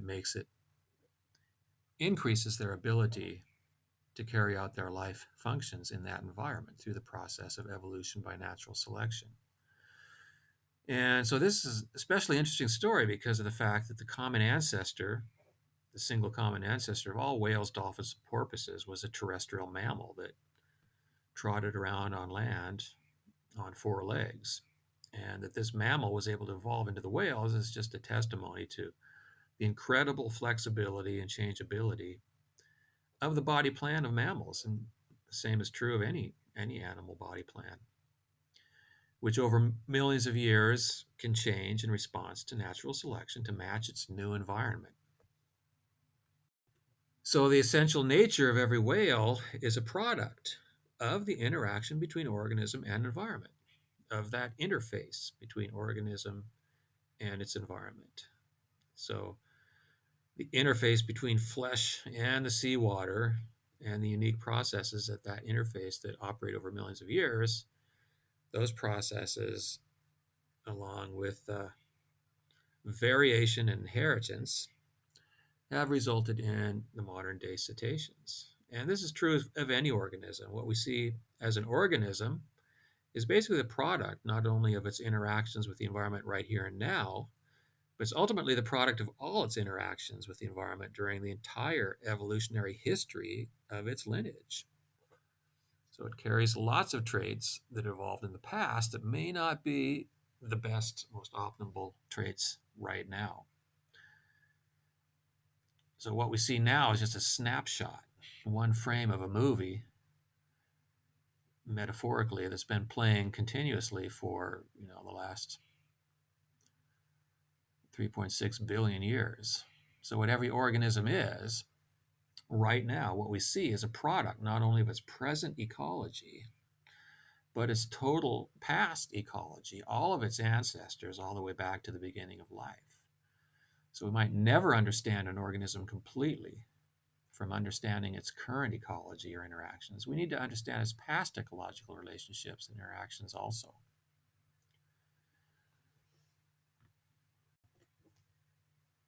All right, so this organism and environment match is fundamental to ecology, to all of biology, and it permeates all ecological studies at all the three levels of organization, all the subfields of ecology, all ecological knowledge. And this match is called adaptation. And adaptation can refer to any trait that evolves by natural selection, and it evolves, and that trait is adapted to that quality of the environment that created the fitness superiority of that trait. So adaptation occurs as a result of evolution by natural selection, and evolution is any change in the genetic makeup of a population. And evolution by natural selection has three requirements. Again, a variation among individuals in a population, inheritance of that variation, so the variation has a genetic basis, and differences in reproduction and or survival related to that variation caused by that variation. So by definition, these differences are differences in fitness. And Darwin's metaphor for this evolution by natural selection is called the struggle for existence. And it's a competitive struggle for scarce resources, which he conceived to be ongoing constantly in all species in nature. So this is not something that happened in the past. It's still happening, still going on in every species. All right, so we saw in the evolutionary tree of fossil whales and modern whales, there's several major phenomena that we should point out here. First is that adaptations took many millions of years to develop. This didn't happen overnight because it's an ecological process that involves competition, which is slow. And second, even though whales are highly adapted to the marine environment, they still retain their basic mammalian body plan. And they still breathe air. Breathing air is not an adaptation to the marine environment. So they contains still features that are not adaptations to the present environment. You can actually consider those as obstacles to their ability to function in this new environment. So breathing air is a carryover of their previous terrestrial existence. So this suggests that there are several principles about adaptation which we can summarize here. First, adaptation isn't perfect. So the whales that we see now um, are certainly very highly adapted to the marine environment, but that doesn't mean they couldn't be even more adapted. They still have to breathe air, and that places severe limits on their ability to dive for food.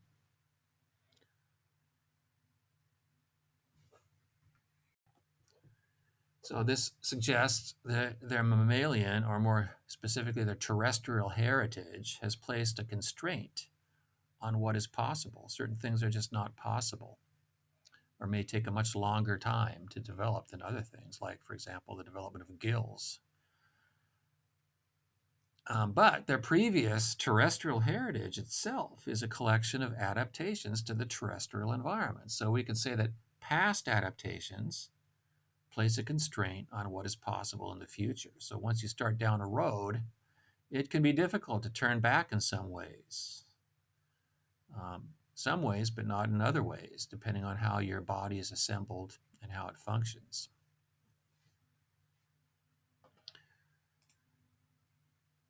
So, second, adaptation is not necessarily immediate. It takes time.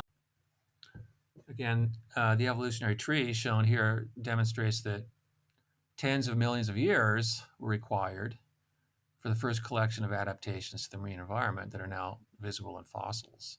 So, all throughout these periods, early whales still kept many features of their terrestrial life that they were destined to lose as they became more adapted to the aquatic environment. So, the slow rate of evolution results in part from the fact that populations contain only a tiny fraction of all possible morphological variation at any given time. And the more unlikely that variant appears by chance, the greater the time is necessary before it's produced by mutations. So complex structures are always going to be built on pre-existing foundations. And if the foundation doesn't exist or requires modification, then more time will be necessary to produce the changes by genetic mutation that are required for that foundation. So the quickest evolutionary changes are the easiest. So, for example, changes in size or shape of pre-existing structures like organs, appendages, bones, muscles, the loss of pre-existing mutations,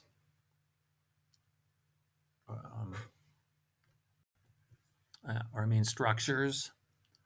Mutations that eliminate function are common and almost always are harmful, but rarely they can be beneficial if you're in a radically new environment. So, for example, a loss of hind limbs in the marine environment that's associated with the evolution of tail flukes. So in the past, those mutations are going to be selected strongly against, if you need those limbs to run around on land. But now, all of a sudden, those mutations are favored by natural selection. So the slowest evolutionary changes are slow because, the mutations don't exist. Mutations that produce the trait are extremely rare. And maybe the trait is complex and needs coordinated control by new mutations at several different genetic loci. For example, echolocation requires several things. It needs increase in the size and functioning of the brain, the cerebral cortex, and it needs the ability to produce a variety of high-frequency sounds. So you can't have just one of those things. You have to have both of those things at the same time, and that might be unlikely. So it takes a longer period of time for that to develop. So, these changes undoubtedly were caused by rare mutations at many genetic loci. And as a result, echolocation is one of the last traits to evolve on this lineage.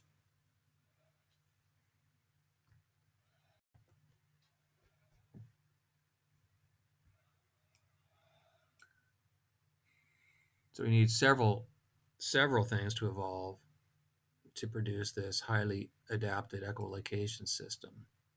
So the more changes that are required for a particular function, the longer the time is necessary for that function to evolve.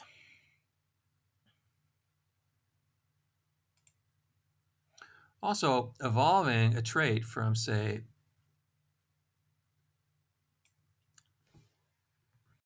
point A here to the point B, it might require an intermediate trait C that has low fitness, even though A and B have higher fitness. So this is called an adaptive saddle. This is a saddle here. For example, evolution of gills, which would be over here, the B point, might require modification of lung tissue that requires efficiency of air breathing. So evolution of gills in marine mammals might require an intermediate stage in which intake of oxygen is less efficient, either from air or dissolved in water. Let's see this intermediate state. And so that's would be a lower fitness. So you have to go through this period where it's much more difficult to process oxygen in order to get to this other state, which has a higher fitness. Maybe I should have put it way up here to indicate a higher fitness than lungs in the marine environment. So that's called an adaptive saddle. It's difficult to get from point A to point B, even though point B is favored by natural selection, because the only way to get there is through a state of lower fitness. And third, adaptation is an ongoing process. There's genetic variation in every population and every trait that's ever looked at. And there are differences in fitness in every population that's ever looked at. So evolution by natural selection is something happening continuously. Improvement seems always possible. Environments are always changing, and so natural selection will be changing. 40 million years ago, we might have been very impressed with how well adapted the ancient whales were, without knowing that some amazing adaptations were still on their way, such as echolocation and the baleen of great whales. We might not have been able to even predict that.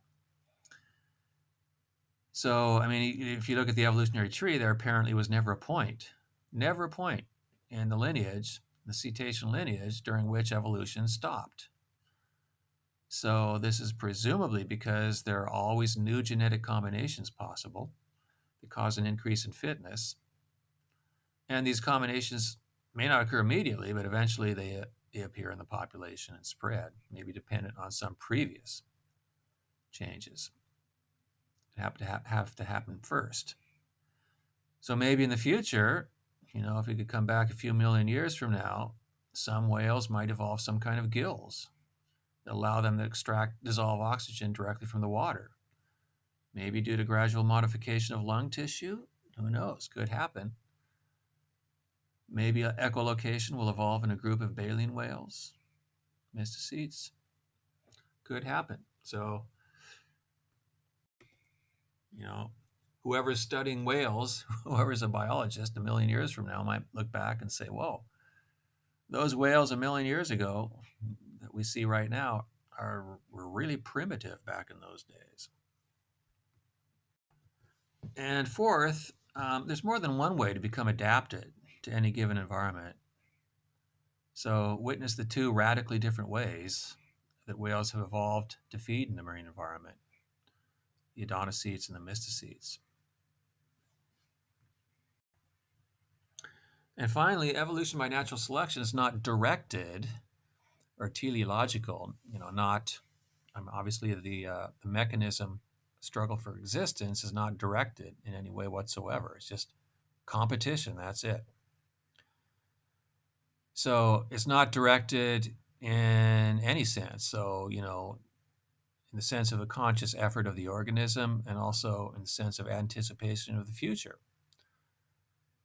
So, for example, in the first case, we say blubber evolved, for example, to insulate organisms from cold waters. So we don't mean that whales consciously produced offspring with more blubber because they understood that this would increase the fitness of their offspring. What we really mean is that the blubber evolved because it happened to insulate the organism from cold waters and thereby increased its fitness, either survival or reproduction or both. And therefore, descendants with those genes came to predominate in the lineage. And in the second case, when we say that blubber evolved to insulate the organism from cold waters, we don't mean that this change occurred because it was good for the species or that it occurred because it allowed the preservation of the species. Whether or not the species eventually goes extinct sometime in the distant future has no effect whatsoever on whether or not an individual passes its genes on to the next generation. So, nothing in the process of the struggle for existence anticipates the probability of extinction. There's just variation, inheritance, and differences in fitness. So when we think of any organism as a collection of adaptations, we should keep in mind that some adaptations might be to previous environmental conditions that no longer exist and so don't make much sense. For example, air breathing in marine mammals. Also, organisms are not perfect, obviously, otherwise they would live forever and have infinite numbers of offspring. And evolution is very slow, so species are evolving constantly and constantly changing their match to the environment, sometimes improving that match over time.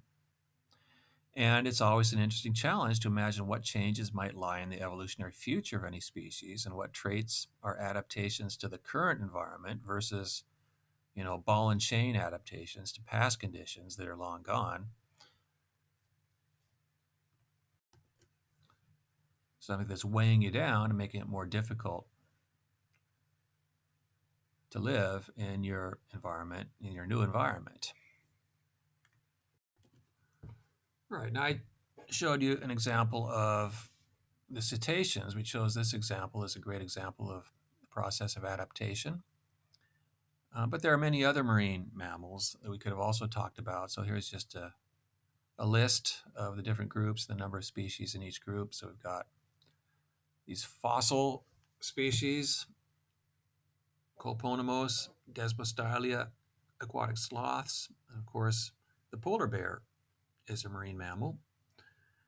Sea otters are marine mammals, the dugongs and manatees, and of course also the pinnipeds, walruses, fur seals and sea lions, and true seals.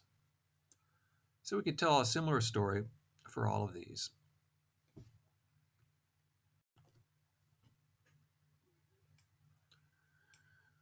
Okay, so my intent here was to use whale cetacean adaptation as sort of a point of departure to launch a more systematic survey of adaptations of organisms, which we'll start now.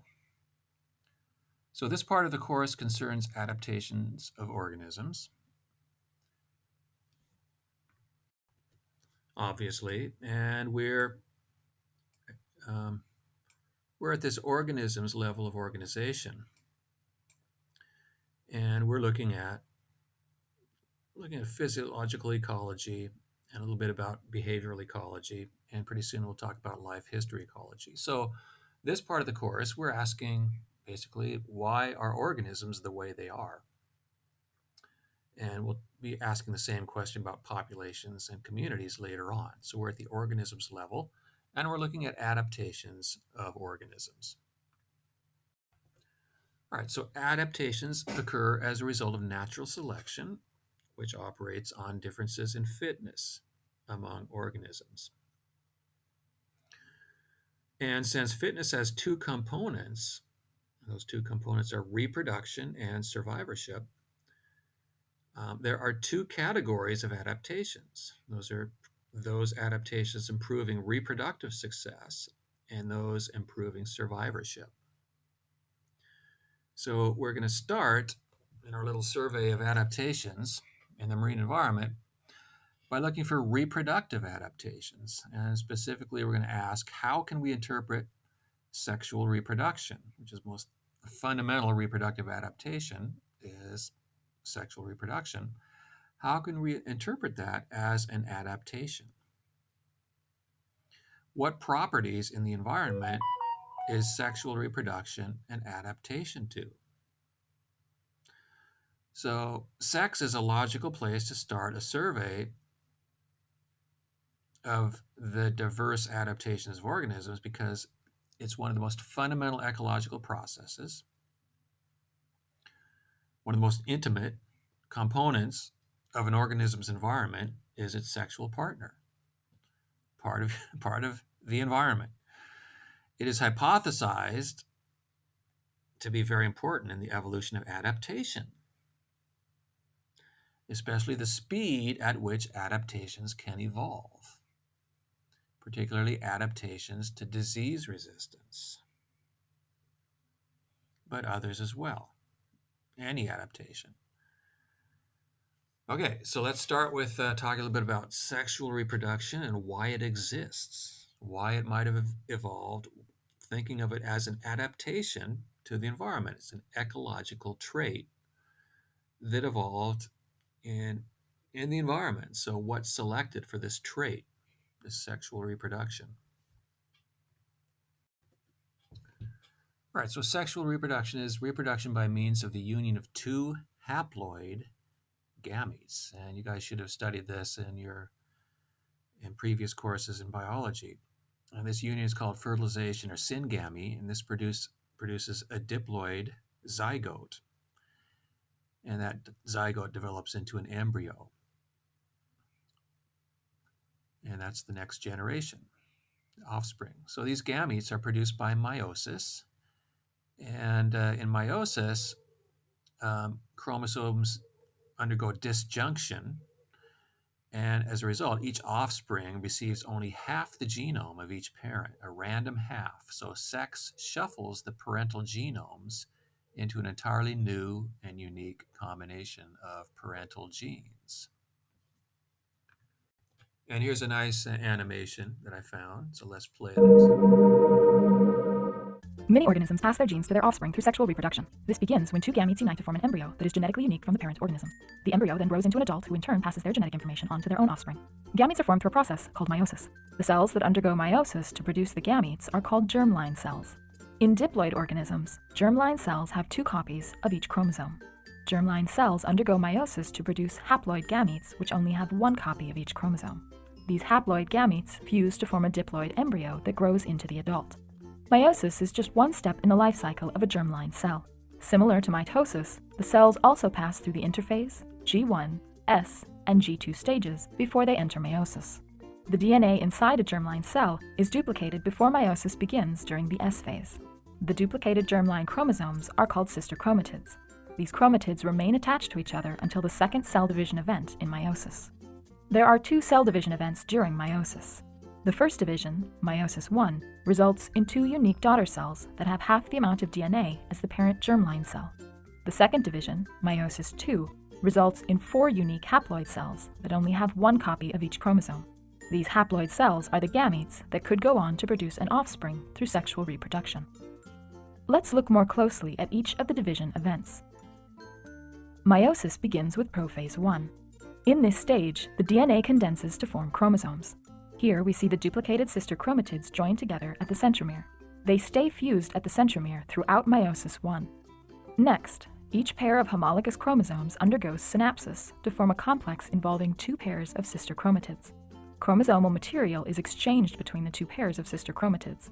This event is called recombination, or more commonly, crossing over. After crossing over, the sister chromatids for each chromosome are no longer identical to one another. This is one of the reasons why no 2 siblings, aside from twins, are genetically identical. There are several more key steps in prophase I. The nuclear membrane begins to break down. Then, the 2 centrosomes migrate to opposite ends of the cell and microtubules appear. The microtubules then attach to the chromosomes. The next phase of meiosis I is called metaphase I. Here, the synapsed chromosomes align at the equator of the cell. The chromosomes align randomly, which results in different combinations each time meiosis occurs. The next phase is anaphase 1. During this phase, homologous chromosomes separate and migrate to the two poles of the cell. Importantly, the sister chromatids remain attached at their centromeres. The final steps of meiosis 1 are telophase 1 and cytokinesis. Here, the cell divides into two daughter cells. Each of these two cells now undergo meiosis 2. Meiosis 2 is similar to mitosis. The first stage of meiosis 2 is prophase 2. Again, chromosomes condense, the nuclear envelope breaks down, and the spindle apparatus forms. The major difference between prophase 2 and prophase 1 is the fact that the daughter cells have only one copy of each homologous chromosome. So in prophase 2, there is no synapsis of homologous chromosomes or crossing over. In metaphase 2, the chromosomes align at the equator of the cell. Again, the alignment is random. Since the sister chromatids are no longer identical, there will be many different possible ways for these chromosomes to align. In anaphase 2, the sister chromatids are pulled apart as the microtubules shorten. Also, the ends of the cell are pushed farther apart as microtubules elongate. In telophase 2, the nuclear membrane reforms and the cytoplasm is divided into the two haploid daughter cells. This division is called cytokinesis. Since meiosis 2 began with 2 cells, and each of those cells were split into 2 cells, we now have 4 unique haploid cells at the end of meiosis. These cells are gametes. 2 gametes, one from a father and one from a mother, may fuse to produce a diploid embryo. The resulting embryo then grows through many cycles of mitosis.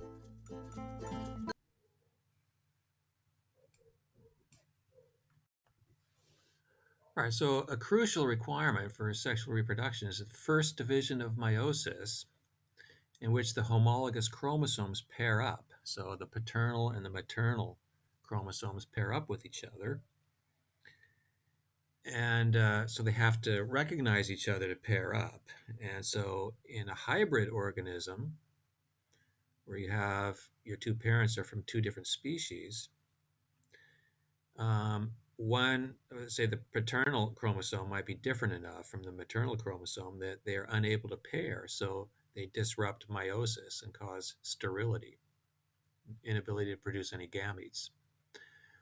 Or in a triploid organism, there are chromosome triplets instead of pairs, and pairing again and disjunction can be disorganized and disrupted, which cause sterility again. Okay, so obviously sexual reproduction is a very complicated and involved process with many components and involving this whole process of meiosis, which is a coordinated type of cell division. Many processes, complex processes, have to occur in coordination with each other for this to occur. So it's a complicated, involved process. So you'd think that this would be tremendously advantageous way to reproduce. So there must be some reason why this has evolved and is maintained in large numbers of species. So what might that reason be? Well, let's just look at some exceptions. Species that evolve have have the ability to reproduce without going through any of this complex process at the cellular level. All right, so asexual reproduction can occur in many ways in both terrestrial and marine species. And this is the ability to produce offspring that are genetically identical, barring occasional rare mutation, to the parent. And this can occur by vegetative means, so budding or tillering. Many plants can produce roots and shoots from stem fragments. Like, for instance, all seagrasses can reproduce by tillering. Fragments can break off and take root and reproduce an entirely new seagrass individual. And many simple animals can form buds in their body walls that develop into new individuals. For example, hydroids, corals, bryozoans, and um, related organisms. Here's, for example, a sea anemone that has reproduced um, by binary fission. So a single individual anemone colonized this rock, and it just happens to be covered, a little bit buried by sand, but these anemones are all attached to the rock underneath the sand. And so one individual settled here, then divided in two, and then and those two individuals divided again and again and again until he produced this clone, this population of genetically identical individuals. And these are called aggregating anemones, and they're quite common in the Pacific Ocean.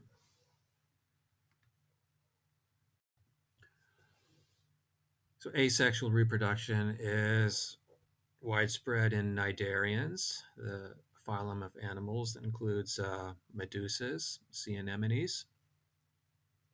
So sexual reproduction occurs, and the diploid individual develops into a colony, and those colonies can create buds, asexual buds, which bud off and produce medusas. So each bud is a different individual. So this is reproduction, asexual reproduction. And those individuals are males and females, and they can produce gametes that unite in the fertilization process to continue the cycle.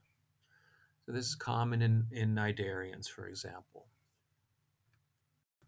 And here's a nice example of a sea anemone right here attached to the glass wall of an aquarium. And someone has taken some time-lapse photography. It shows that the sea anemone undergoing asexual reproduction right here on the glass of the aquarium.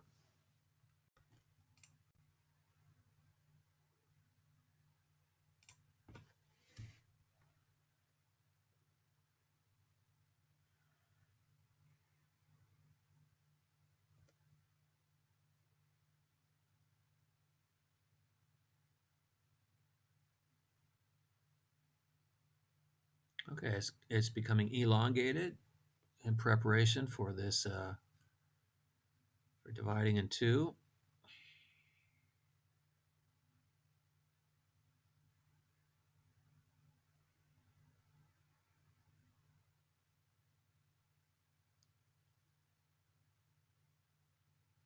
So here we have still one individual, barely one individual, two ends pulling apart from each other, and now that one individual has been converted into two individuals. All right, so it's not as if species have to reproduce through the sexual process. They can reproduce asexually. So this can also occur in corals and bryozoans and many plants, including all species of seagrasses. So in seagrasses, we have the structure here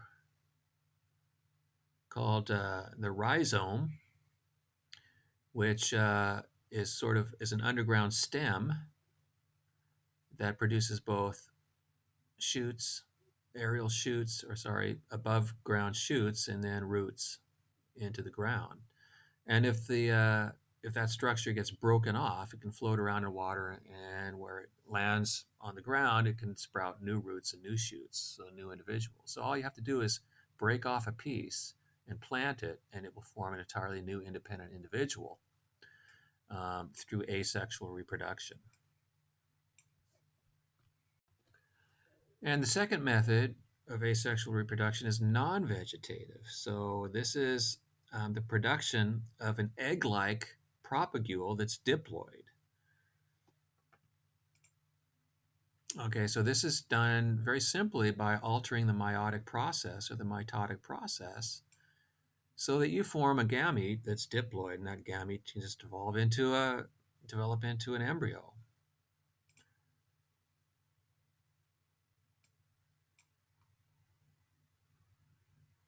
Okay, so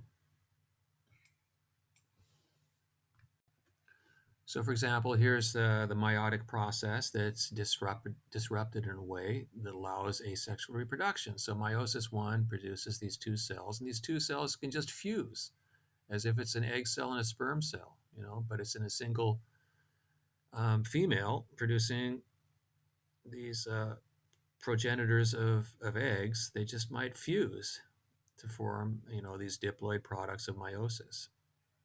Or you can undergo meiosis two to produce your four gametes, and these pairs of these gametes can just fuse again to form diploid cells that develop into embryos.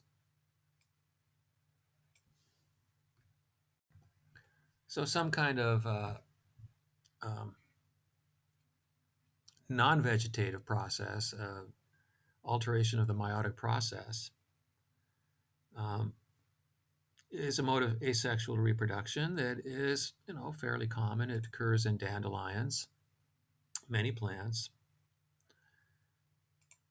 It occurs in some fishes, guppies, for example.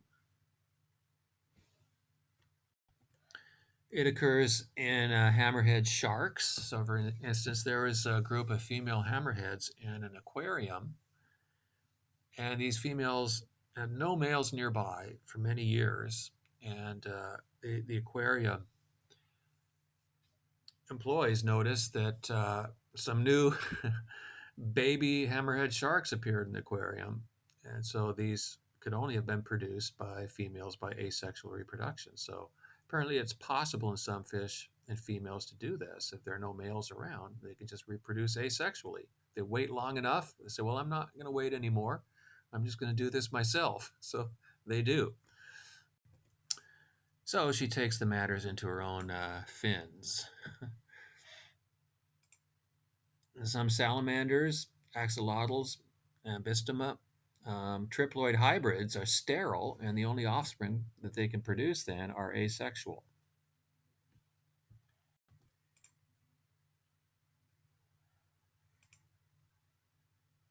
So hybrids can be triploid, and then they no longer can undergo the sexual process, and then they have evolved the ability to produce their offspring by asexual reproduction. And there are some lizards, whiptails, for example, all 15 species in this genus, Nimitophorus, consist of asexual females. There are no males, as far as is currently known. These females reproduce asexually, these lizards here. Some insects, for example, aphids, reproduce asexually. But asexual reproduction is not known in any species of bird or any species of mammal. Why is that?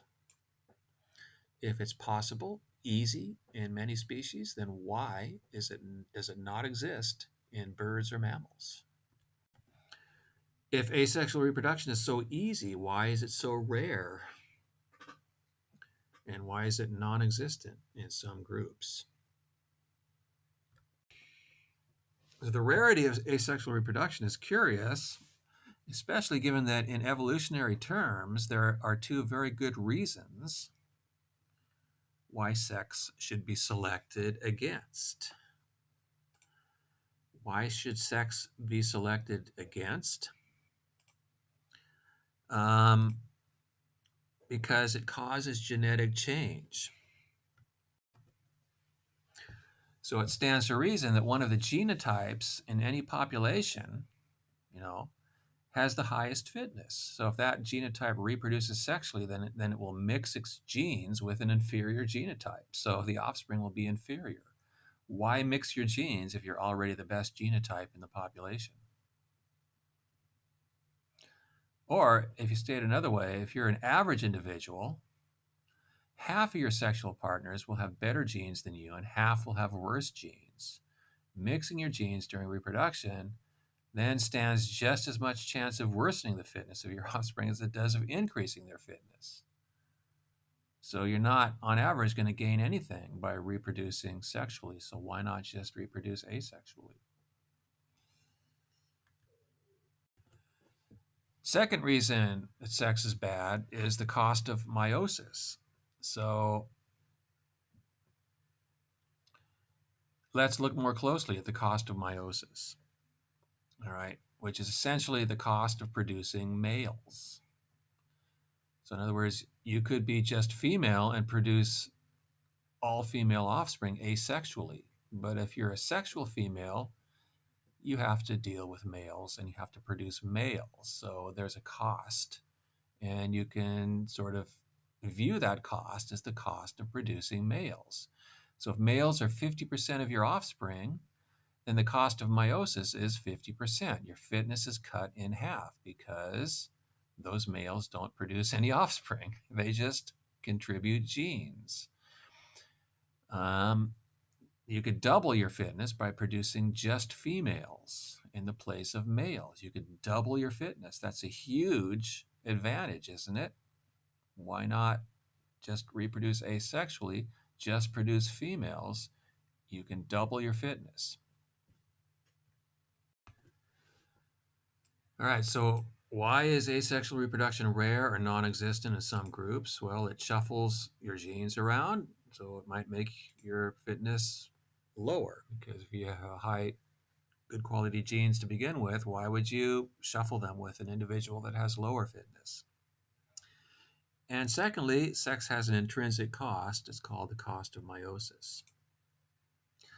So let's actually calculate and show this mathematically, this cost of meiosis. So this is our first foray into mathematical modeling. So let's just make this simple. Let's just lay out the assumptions here. We'll define fitness as just the total number of descendants an individual produces. Assume fitness is the number of descendants, and we assume that only females produce offspring. Males don't produce any offspring. Males don't contribute to the number or quality of offspring produced by females. We'll make that assumption. It's true in most invertebrate species, marine species.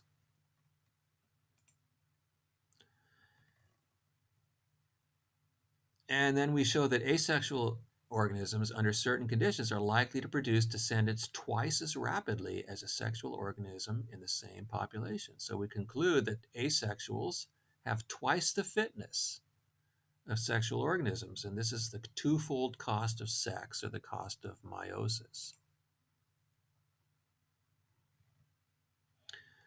All right, so let's construct the model. This is sort of essentially a mathematical proof of the twofold cost of sex, or at least the outlines of one, the more complicated ones. So the basic procedure is there's two types of females. There's sexual and asexual females.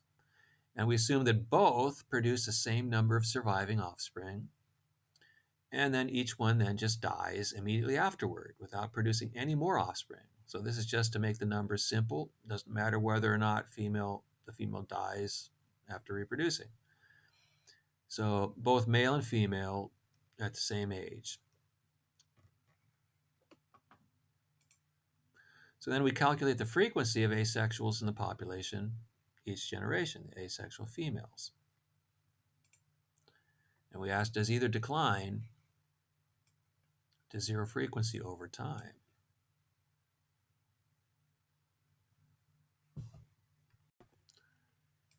So here we are, generation 1.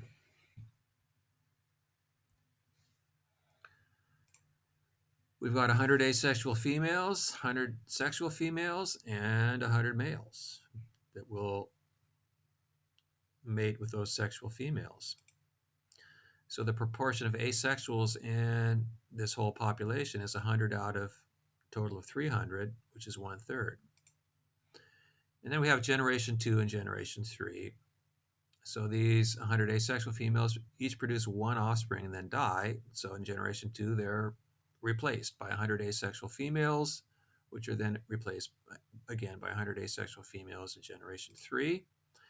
In the meantime, these sexual females and males reproduce, and each individual sexual female produces one offspring, 50% males and 50% females. So there's 50 sexual females and 50 males.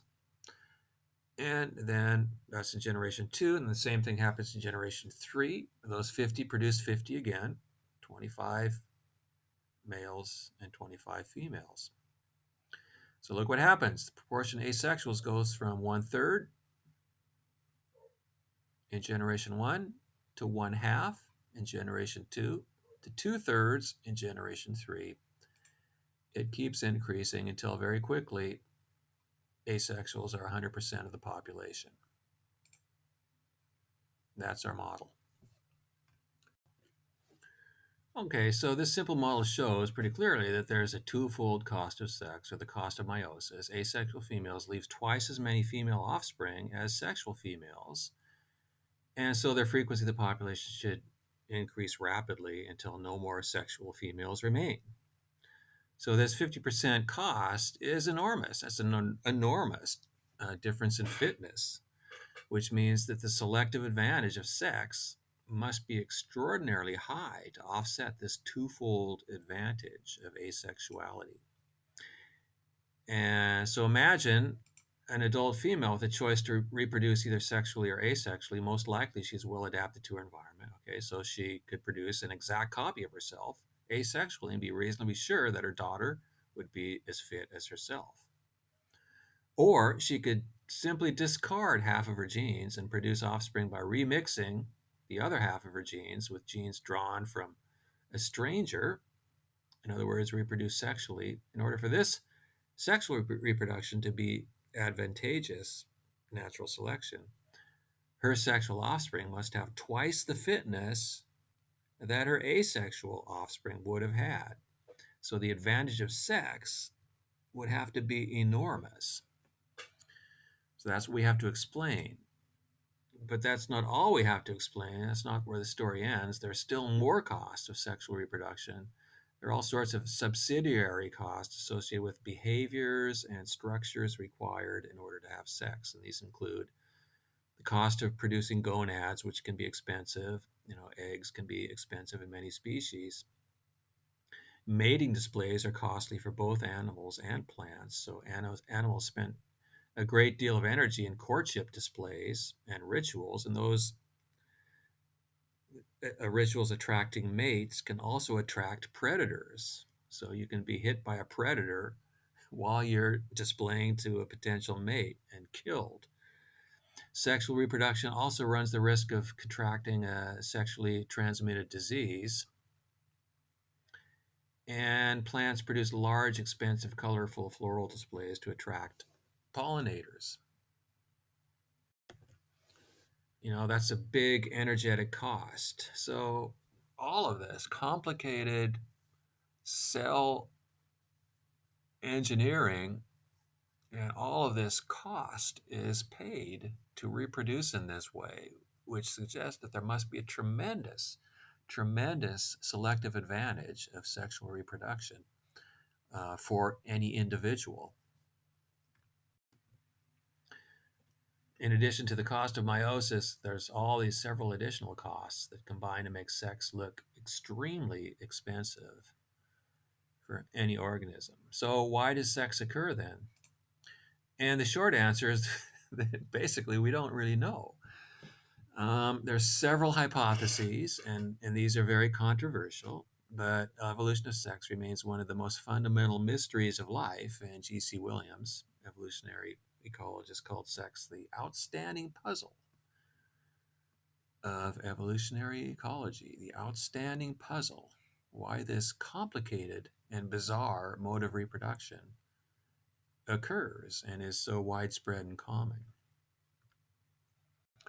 Okay, but in any case, there are some hypotheses. There's two basic hypotheses for um, what the advantage of sexual reproduction is to any particular organism, individual organism. Why it's better for a female to reproduce sexually than asexually.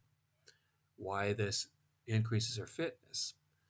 So both of these processes or mechanisms could occur at the same time, but they're conceptually different in different mechanisms.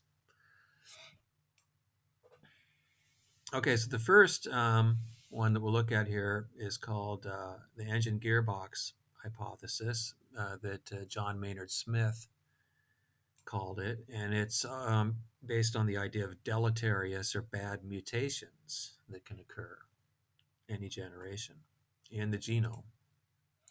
And the second is called the Red Queen hypothesis.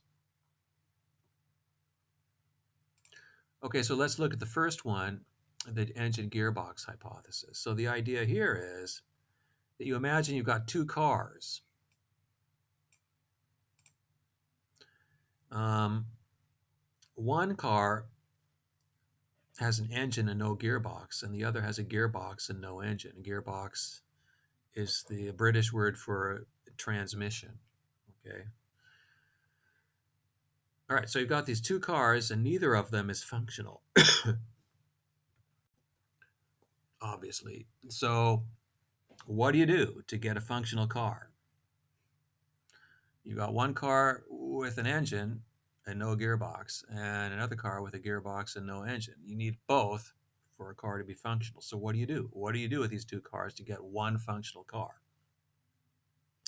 Well, the obvious answer is you have the two cars have sex with each other. They mate with each other because if they mate, it's possible that you produce a car with both an engine and a gearbox because they will exchange their genes in a random way.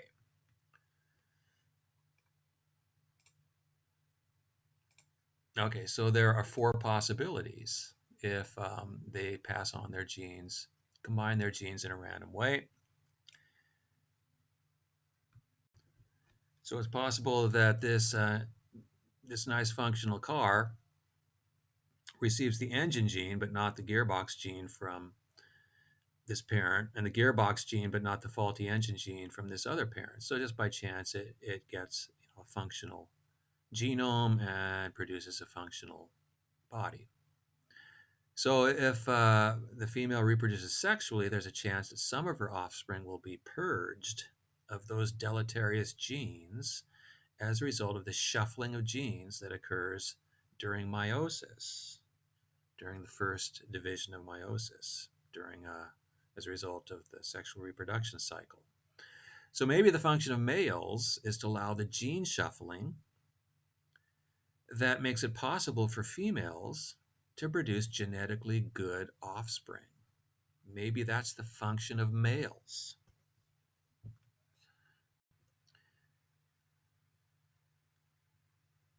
Okay, so we can write this down using these symbols of genetic crossing. We got M is a mutated gene. Sorry, the dash is a mutated gene, and the M is the wild type gene. And you get the four types, including these four recombinant types, including the original functional wild type here. If you reproduce sexually, whereas if you reproduce asexually, you'll always pass on this mutation that might reduce function. So an asexual population can never get rid of these mutations, which might develop over time. Inevitably, you'll get mutations, more and more mutations occurring by chance. And eventually, the asexual population will die out because it has accumulated too many mutations. And the only way to get out of that deterministic process, the end point of which is death, is to reproduce sexually and then hope that, just by chance, recombination will regenerate a mutation-free individual. Okay, so this is the engine gearbox hypothesis. What's the evidence in favor of this? Well, in plants especially, mutation rates tend to be quite large enough for this hypothesis to work in theory. And in a few animals, mutation rates are large enough, but they seem to be too small in most animals for the theory to work, really. Also, sexual reproduction is more common in the tropics, where light is more direct, including UV light, which is a very potent mutagen, causes skin cancer in humans because it causes mutations in the skin cells. And also because the temperature is higher. So temperature is positively correlated with mutation rate in many bacteria and other microbes. Due to spontaneous thermodynamic changes in DNA. For example, isomerization and tautomerization occurs.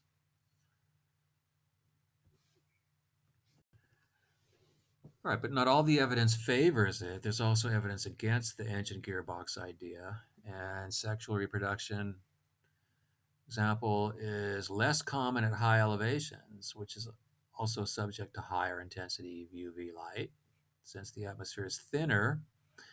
But temperatures are colder, so this may make up for the higher UV light. And also, there are many asexual species of plants which seem to thrive. And it seems unlikely that sexuals would have twice the fitness of asexual females. But some studies have shown that under the right conditions, asexuals can have a very low fitness.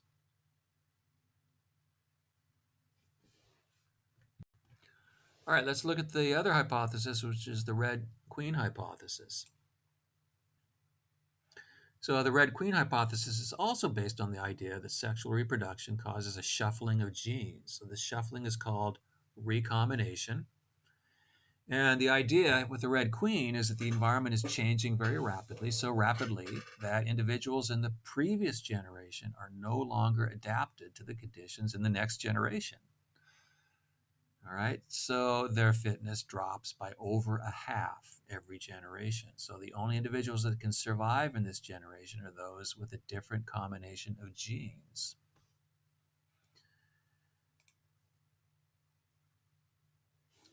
In the population. So why would a new combination of genes be necessary each generation?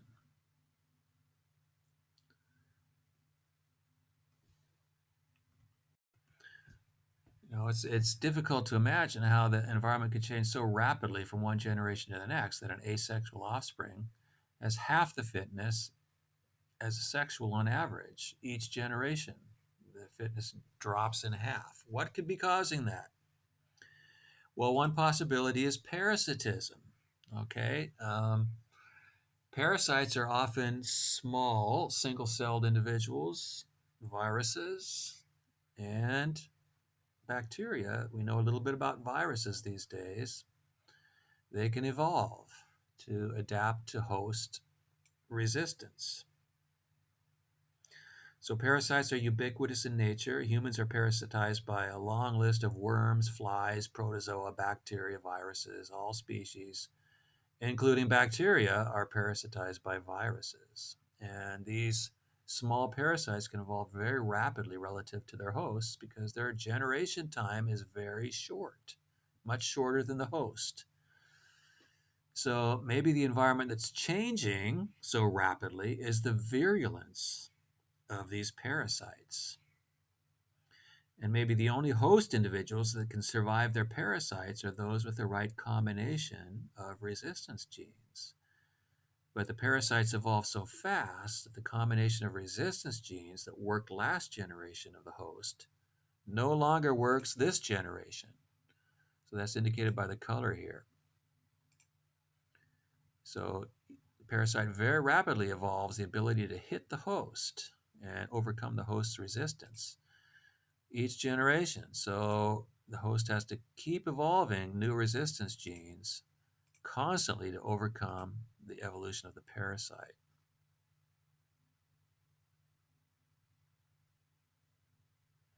So this new combination of resistance genes can only be produced by sexual reproduction. At least that's the idea.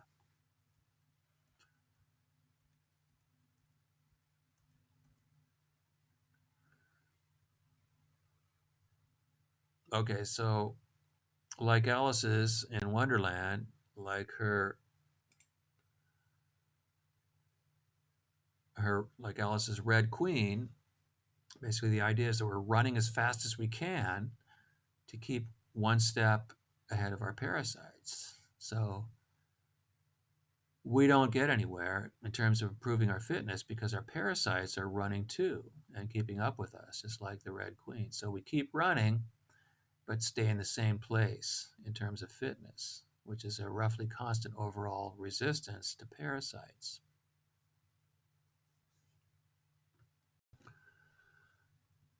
So, what's the evidence that this host parasite hypothesis is true? Well, it's certainly true that parasites evolve very rapidly, and new diseases are appearing all the time, as we know. Also, resistance evolves very rapidly. So, consider bacteria that cause disease in humans. Um, so, bacteria have evolved resistance to the antibiotics used to treat them very rapidly, which has made treatment more difficult. So, for example, Staphylococcus aureus, Streptococcus pneumonia, Mycobacterium tuberculosis, Neisseria, gonorrhea, all of those have evolved resistance to the antibiotics used to treat them. So, for example, consider the Staphylococcus. Penicillin was introduced in 1943, and by 1946, 14% of staph strains evolved resistance.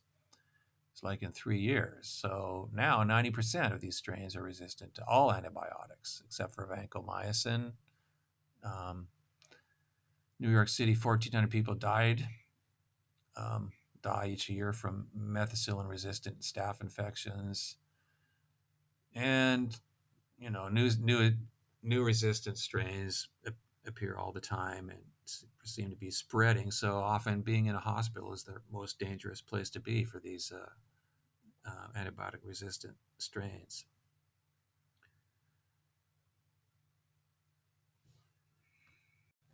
So resistance evolves very rapidly.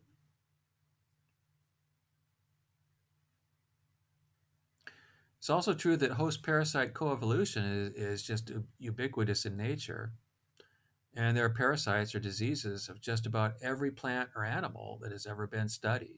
So that's certainly true. And here's a nice study in a freshwater snail studied by Kurt Lively in the journal Evolution, volume 46.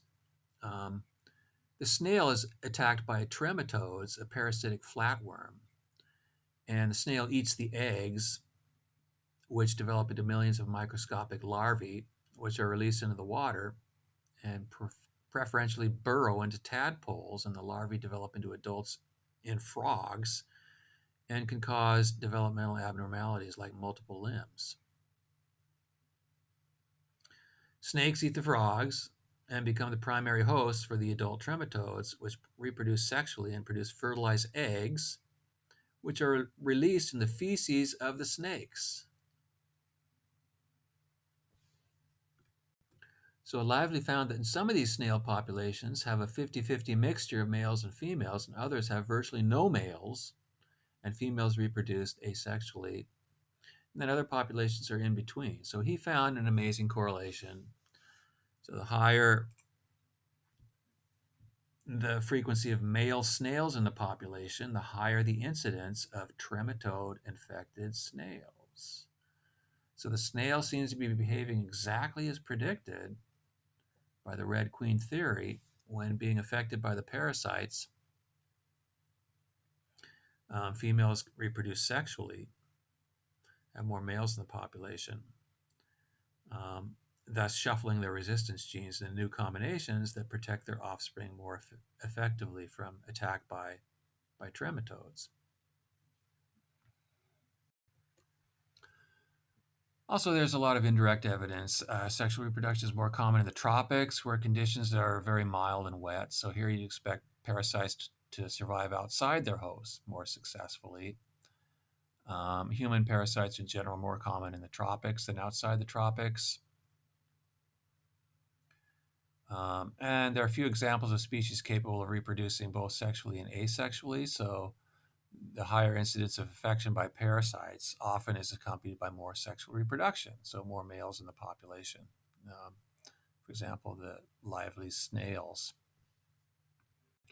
All right, so we have two major hypotheses about why sex might be adaptive, as well as several others that are less well received than these. But there's no clear consensus among people who do research in this subject area. Like, there's no consensus about why asexual reproduction simply has never been observed in mammals or birds, for instance. There's just no hypothesis that anybody is happy with to explain that fact. So as John Maynard Smith said, we're left with the feeling that some crucial aspect of the problem has been overlooked. So what is that aspect? Can we figure it out? Seems like a fundamental question about evolutionary ecology. What is it in our environment that is favoring this process, this complex and costly process? All right, that's it for now. I hope you all enjoyed the lecture. We'll see you next time.